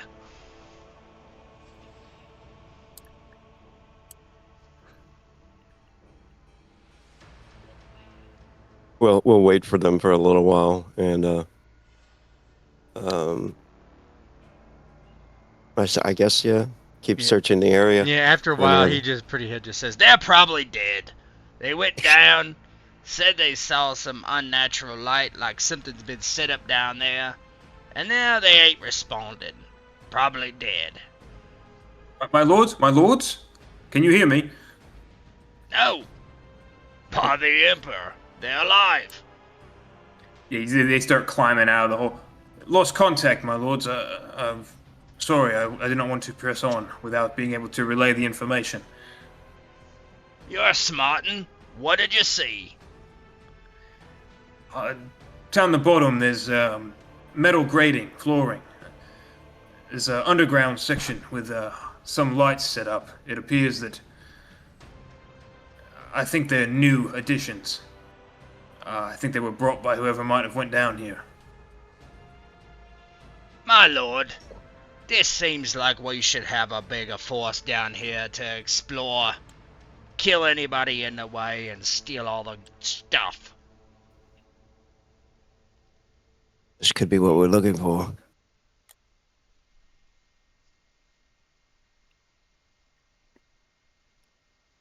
All right. You sure you don't want to come down with us? He goes and he grabs his pistol.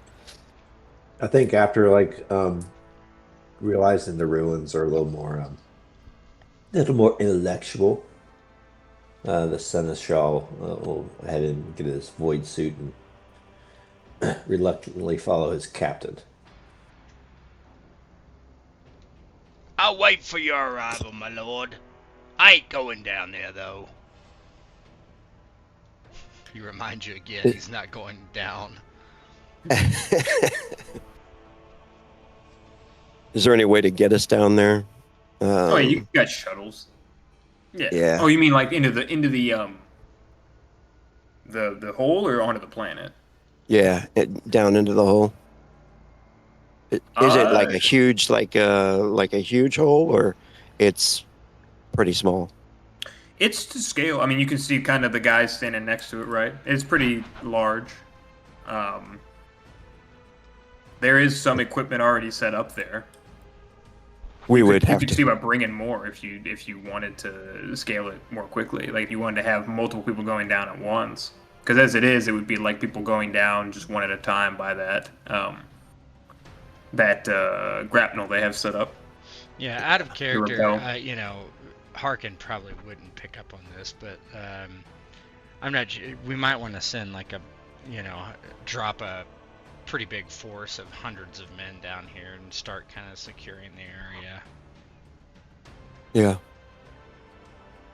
Yeah, that's a good idea. How many people do we have on the ship? Oh, it's like tens of thousands. Ooh, let's see. We can try to find what the Havoc class has. Where is it? Havoc class Merchant Raider crew 24,000 approximate.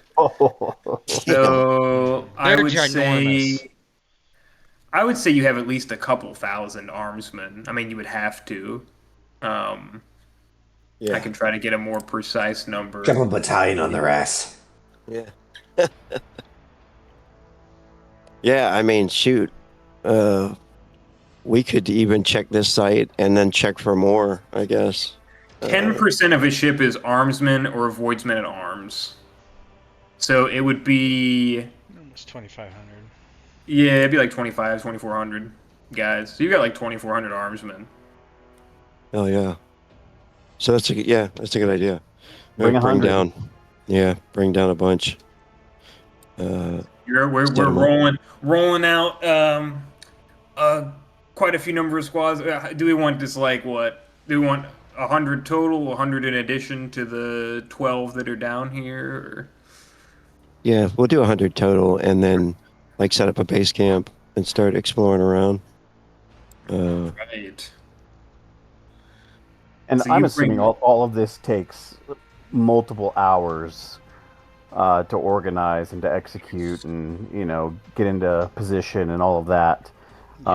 In that time, are we in a position where I can scan the other side now? Yeah, we can say that if you that could be part of what we're doing for the setup. Yeah. Here's what we'll do to kind of figure out how long this. I'm gonna say that this coming down onto the planet with 100 armsmen plus your command staff, so that'd be you guys, right? And getting a camp set up, like just that portion before we start like going through anything, because you got to have that before you make the plans. We'll say right now it's going to take about 8 hours in game to set up, right? Harkin would To make get- sure that we're doing a security perimeter and all that kind of stuff. Yeah. Okay. So yeah, we'll say it's going to take 8 hours, right? So if you want it to be a little faster, if there are certain things you want to be done more efficiently, let's have like a command test from either Cassian or the Seneschal, or you guys can aid each other, whatever you want to do, just to see how well put together this operation is. And we'll have Saurian go ahead and do your check for celestial bodies and everything with Void Watcher. Yeah, so Saurian is back in his sanctum again, sitting in the dark. When he starts trying to peer out onto the other side of the planet, the dark side that he wasn't able to view previously. And he reports back, Lord Captain, I'm not able to see anything on the other side. I know there's a dropship there of another origin, but I don't know if they have any other party members with them on the other side of the planet.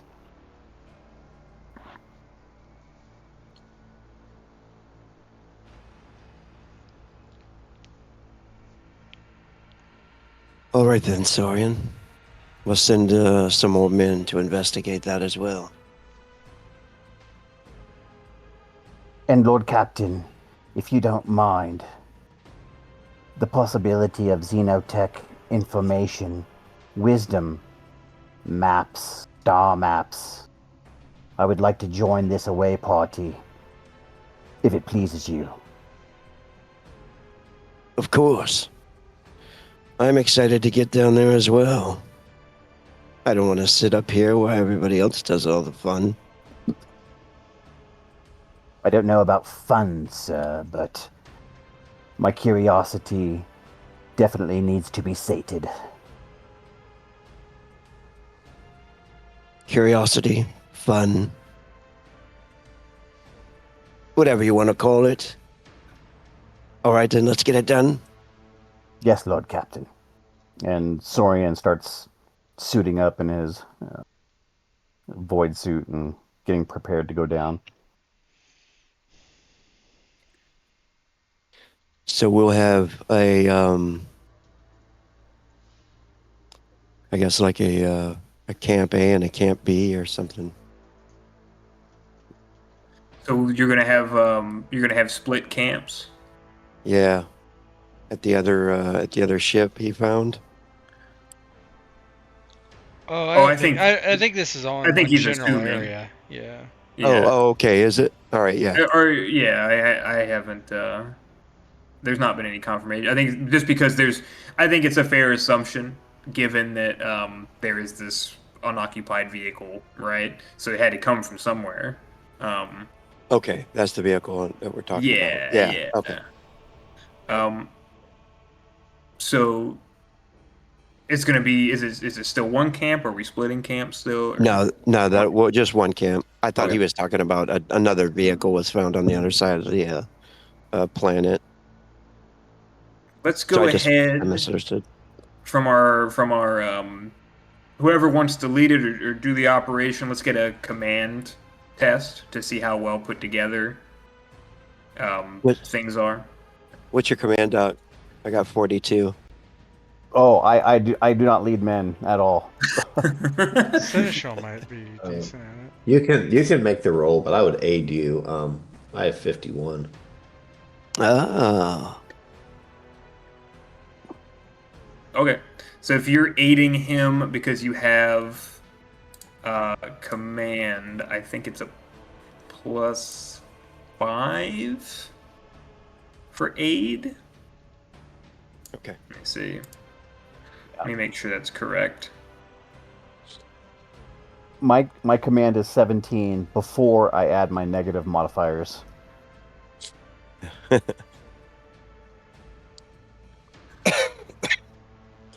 Oh man, I think I'm getting sick again. Oh no, not yet. Finish the session first. Barf a lot. Yep. See, oh, the barf. It was the curse right there. The barf a You ate lot. that barf a lot, Stu. Mm-hmm. Assistance. Yeah, assistance. Oh, reduces the difficulty by a step. Oh, so that's it makes it easier. Okay, I did this wrong last time. So this would Cool. normally be challenging. So he's gonna give you a +10 actually. Okay. So I'll hit command and then just put 10 in the mod. Yep. Oh, Oh my goodness. barely. So remember, fate points are refreshed if you use them. Can I use it after the roll or? Yeah, you can re-roll it. You can use it for Okay. a reroll, yeah. Oh, nice. It could be. You have to accept it if it's worse though. So just be aware of that. Okay. It's up to you. Re-rolling. It can't be worse than that. Yeah. Don't Famous roll last 100, my words. friend. I mean, what are the odds, right? Feel it. I feel it. I feel Oh green. I God. feel green coming. I feel a green. I just did it to myself on purpose there. So That's terrible. with some guidance from Yeah, some guy. Vernius, Dang it, Seneschal. you you put together some plan. You kind of get a lay of the land. You see some areas where you want to set things up. Your thought is that you can use a lot of these buildings up here for cover. So you kind of set your camp around here and have a good portion of your forces. Oh, actually, maybe I can get some tents or something here to. Let's see if Roll20 has something. It's like Seneschal wanted to just let me do my thing, and he's like, yeah. He totally would not have done any of this. Probably And be I'm like, like, yeah, hey, like I know this is your first time, but I bring it up in a way that like would not Maybe be. you want to do this. Yeah, yeah, yeah. Like yeah. this. What Well, do my you think brother used about to do that? it. To honor my brother, let's do it this way. So we're gonna change these guys to 10 now, in terms of their squad count to make it easy. Oh, I didn't want to make them larger. Oh, I can only do up to. It's like I can only do up to 9 without it messing the thing up. Mm-hmm. Right? Yeah. Wait, I should be able to do 10. Hold on, let me see. Or it could be 9 plus the token that's showing, so. Oh, true. I could do 1. Yeah, there we go. That works. There it is. Let's do it this way. So we have. Let's make some more of these guys. 2, 3, 4.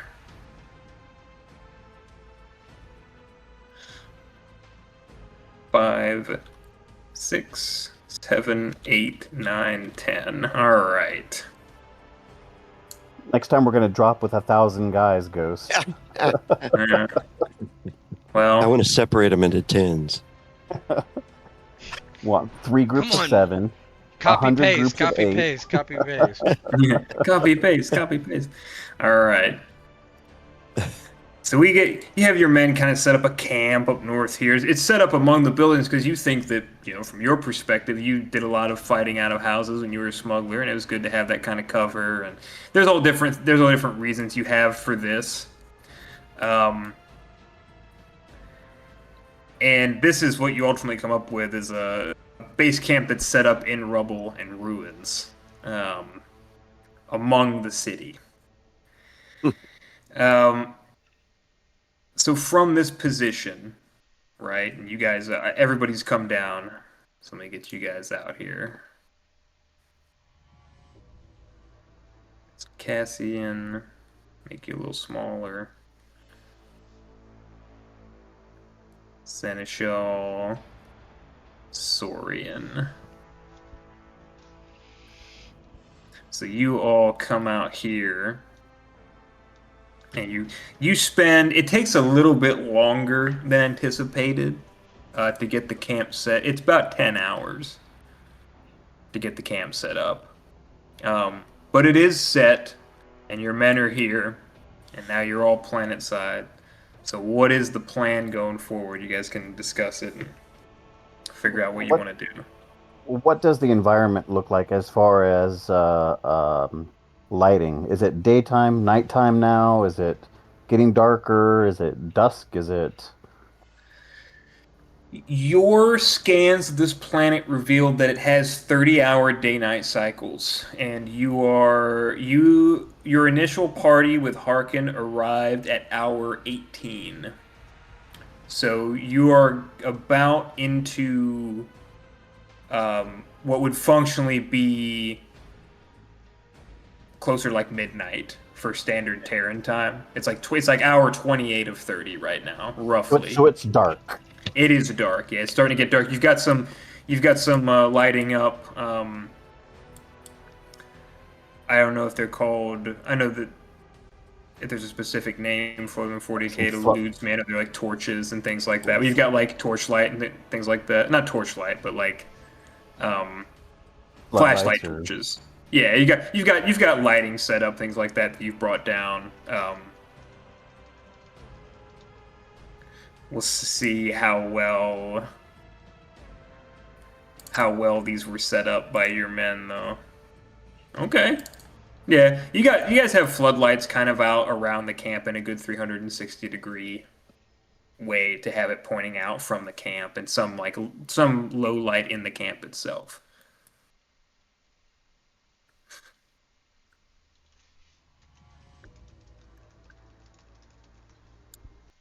All right. So we probably have like a war tent set up or something. Yeah. Where we're checking out different places, investigating, looking for fucking relics or xeno artifacts or whatever. Maybe have like a team guarding that ship over there and investigating. I think Saurian wanted to investigate that, right?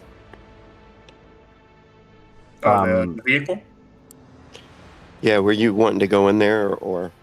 Not necessarily the vehicle. I'm more curious about the structures and the gate, to see what I can find inside them, especially like some of these other buildings and just all the structures around here. Not necessarily the vehicle or even the cave. Okay. Yeah. I'll at least have like one squad over there guarding that vehicle. And one on the vehicle? Okay. These guys. Yeah. And then like whoever leaves the camp to go investigate or research one of these buildings, like take a squad with them or whatever. Unless we all go together. I'd be down. I'll go somewhere I don't have to walk very far. I have half movement. I'm crippled.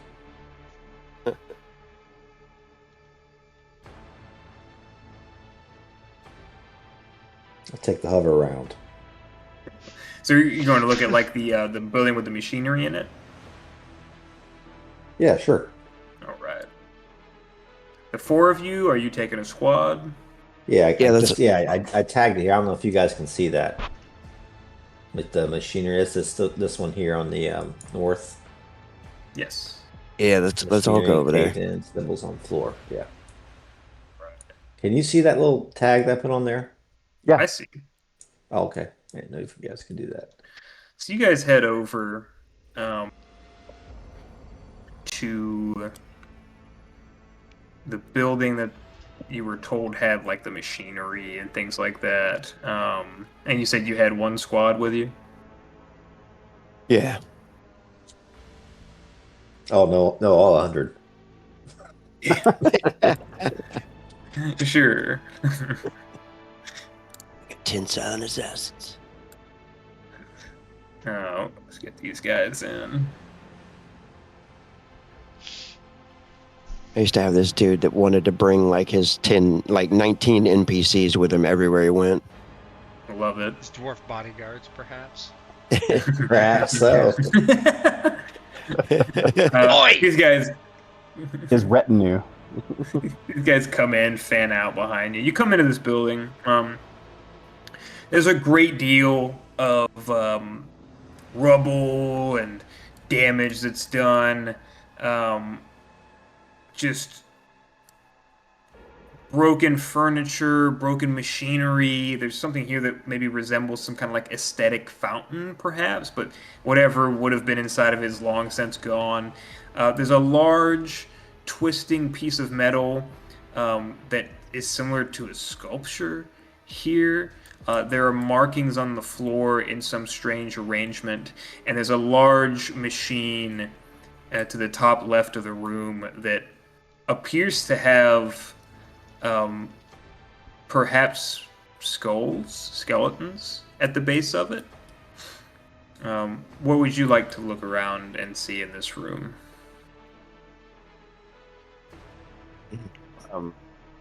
As the troops kind of fan out and maybe start dropping some lights in different areas, Sorian starts walking through, just curious about everything. He's kind of looking at all of the different stuff, but he's drawn to this area over here. As he starts making his way through the dark, he keeps coming over here to this marking on the floor.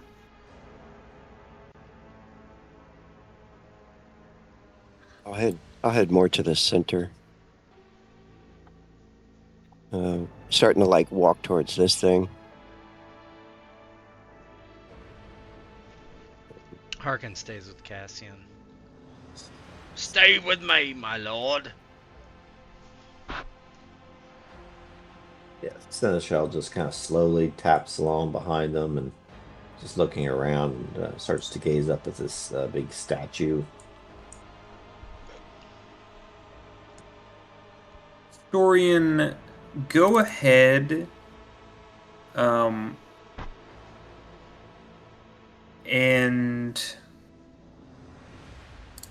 let me actually, I'm going to whisper you something. Don't make me roll.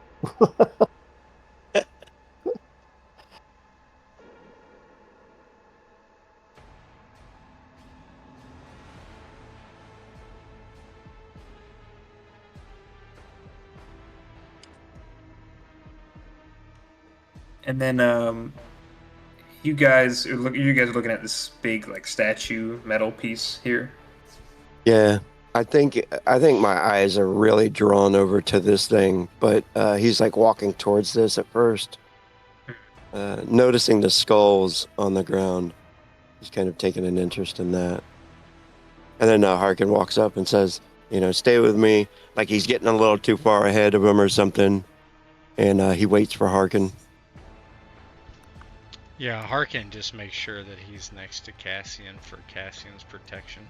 You notice that he doesn't have his flamer out. He's wielding his hammer currently. Yeah.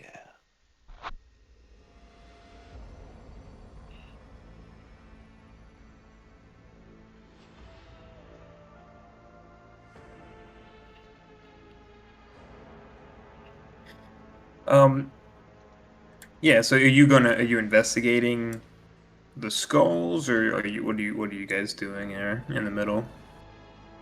I think he'd walk up to here first and investigate this. I'm sorry, I thought you were going over to the skulls, Cassian.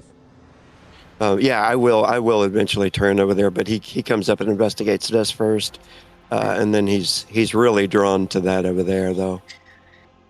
So for this large metal, what seems to be kind of not necessarily a sculpture, but some kind of like centerpiece to a room of strange metals and some crystals mixed in within it. Um, Despite rubble and debris falling over it and some damages to it, it seems remarkably intact for the amount of damage around it. I think this was some kind of machinery or artwork. I know not. It is not of the Empire, though. It looks worthless to me. Should we knock it down? Maybe steal some of this metal. It's made of metal, yes. You have Yes. a good eye, Arkin. Yeah, he These takes his alloys hammer are and strange. taps it. What kind of metal is this? He starts to look at it. Does it look special at all, or is it it just look like iron or steel? You could try to do some comparisons. You have Common Lore Imperium. I do have that skill there. Yeah, go ahead and roll Common Lore Imperium. No, it's not that high, but here we go. Hey, Hey. So you're thinking about the kind of metals that might, that exist and what they might be used for. You're looking at it, and it could be this kind of reminds you, with some elements. It's obviously not, but it reminds you of some elements of ceramite, which is used in it's an advanced ceramic material that is tough and can be molded into various shapes. Oftentimes, ceramite is used for armor and vehicle plating within the Imperium. The fact that this looks the way that it does, retains its shape, and is largely intact and undamaged, you think it could be something similar to that without being able to classify it exactly. Obviously, some kind of xeno metal that is beyond standard classification. But that's what you would guess. looks like ceramite. Might be a good idea. Pretty face. What's Pretty head. ceramite? What do I need to do? I'll have the crews come in here and dig it up.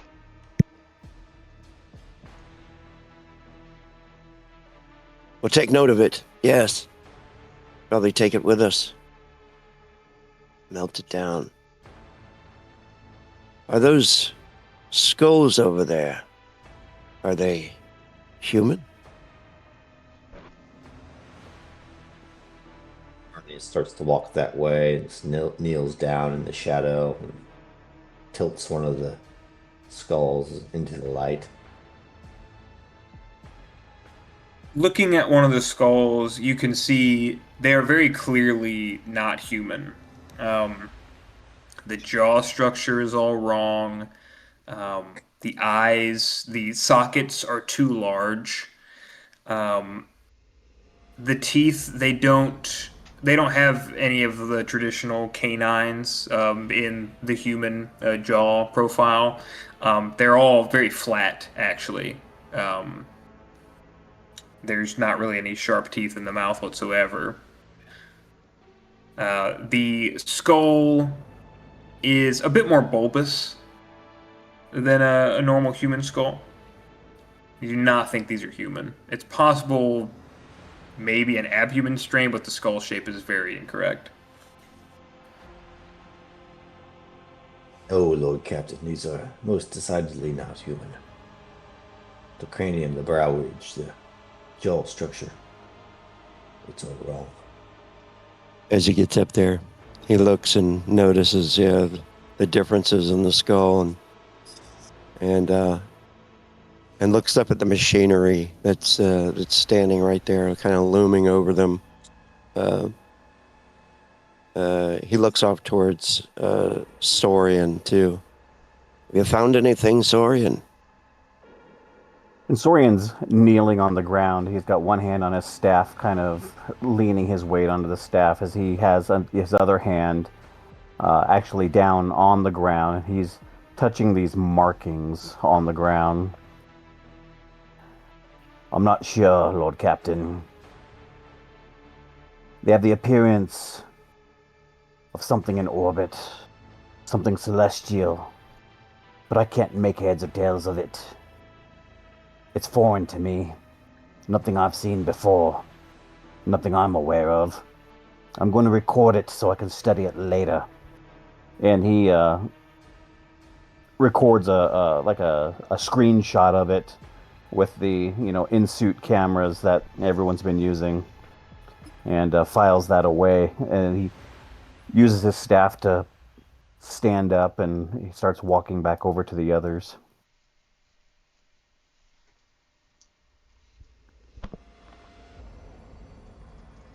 Start investigating this machinery here. Mm-hmm.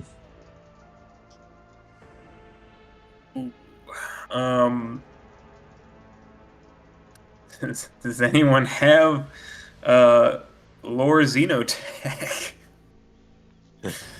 Nope. Archaeotech. Intelligence test -30. And if we use a fate point now before the Minus roll, 10. okay. I mean, it would be minus 20 because it gives you plus 10. Yeah, it gives you +10, I think.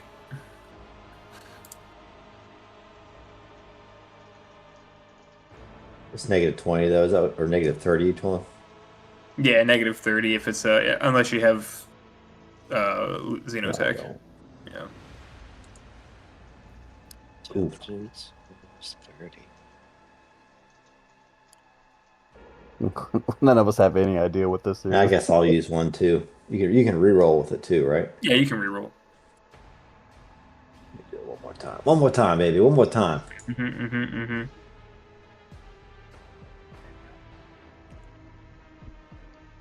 Oh, Nope. even worse. That's all right. I got it.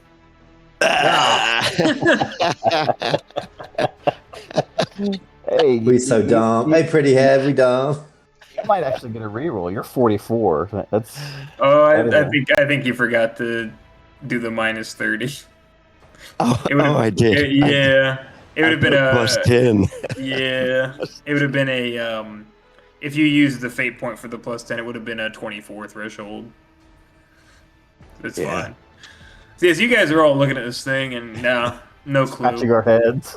zero idea what this thing does. You can tell the structure of it. I mean, there's what looks to be two consoles, but they're not on. Whatever powered this device has long since failed. There's a few tubes in the back. They could be for power. They could be receptacles for something. You can't make heads or tails of what this might be used for, what purpose it served.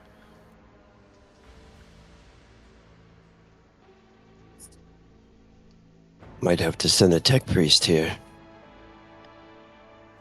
Investigate this matter. Indeed. I have not seen such a thing. It's wholly alien to me.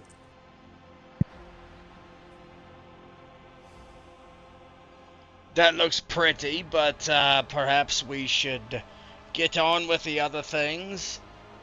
Send those tech priests down. Let's see what else we got in this place. Your Vox buzzes, Cassian. You hear a voice come over. Lord Captain, I hate to interrupt, sir, but there's been a development. What is it? A fellow tried to get aboard that vehicle that we found, my lord. We caught him before he attempted. He tried to crawl past our patrol. Ah, Oh shit. we're headed that way now. Understood, See to my it. lord. See to it he's still breathing when we get there. We have him bound, my lord. We shall keep him breathing until you arrive. As Cassian is passing these soldiers here, yeah, they'll call for the tech priest and some people to come down and get the medal. As I make a way over there.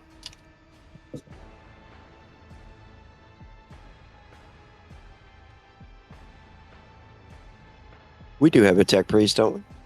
Oh, we should have thousands of those too. Yeah, you have tech priests on board. For one in general, are you sending for one of the senior tech priests, like the leader tech priests, or Oh no, that's all right. We're just one of just the regular guys? yeah. Yeah, yeah, tech priests will come down. Um, they'll be down within the hour.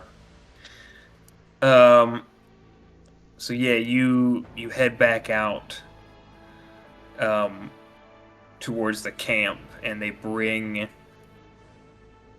the captured man to you. And he's a rough-looking fellow. He's not quite this big. This is blown up for scale. But he's wearing this kind of ramshackle armor, and they show you the weapons that he had equipped. He was crawling along the grace. The front of his armor plate is covered in debris and dirt. It appears he was crawling.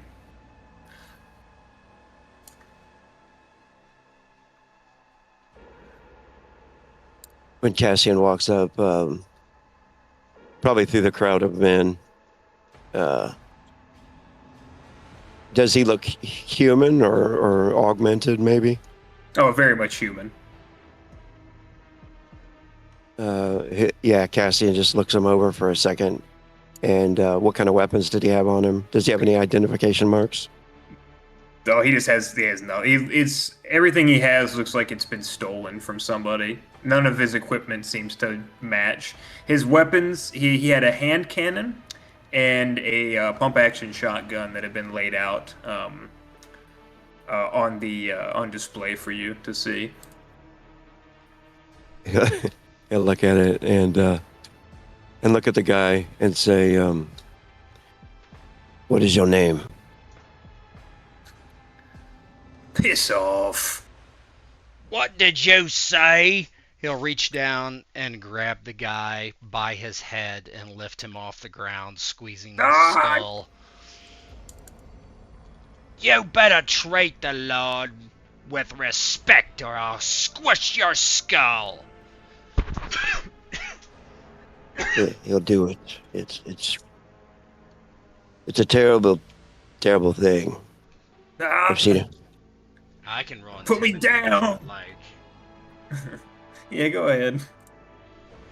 Roll intimidate. okay.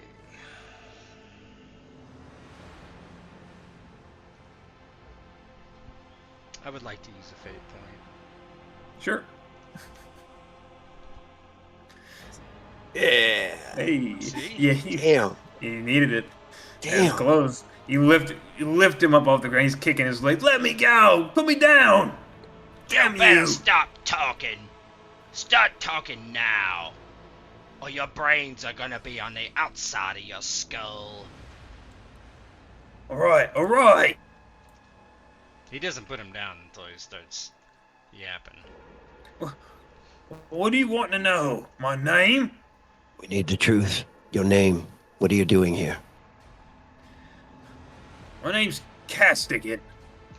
I'm here for the same reason as you ought expect. Plunder this place. Who sent you? Some arsehole, I don't know. My leader deals with him. Your leader. Yeah.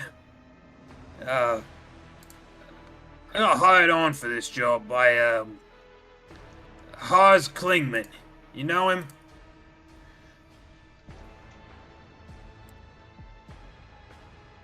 Oz Klingman. Have we ever heard this name before? You can roll Lore Underworld if you have it.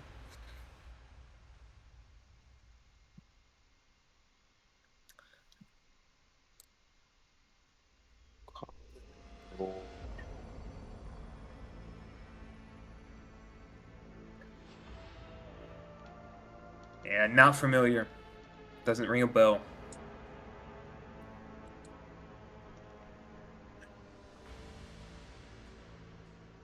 And the guy carries on.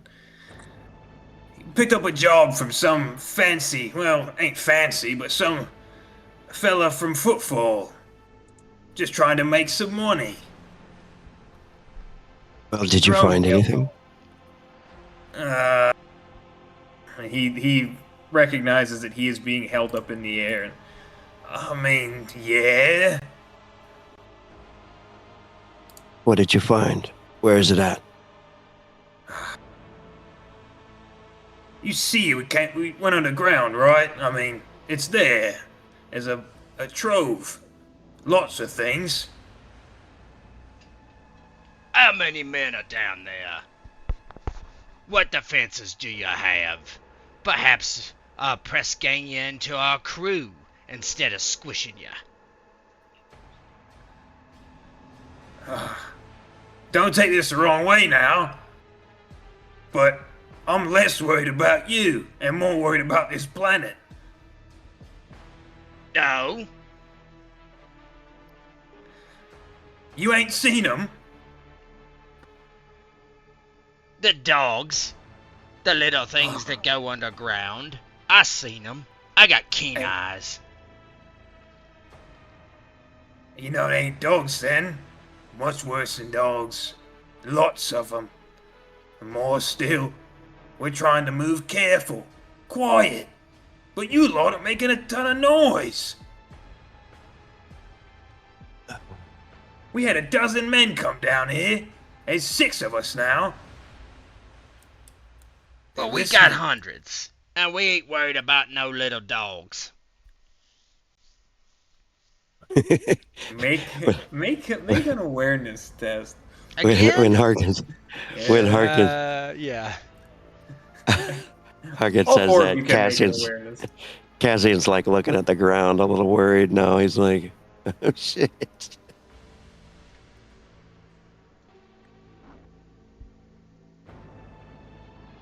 Oh, are we all making an awareness test? Yeah, everybody make an awareness. 92. Oh, I'm looking at fucking characteristics.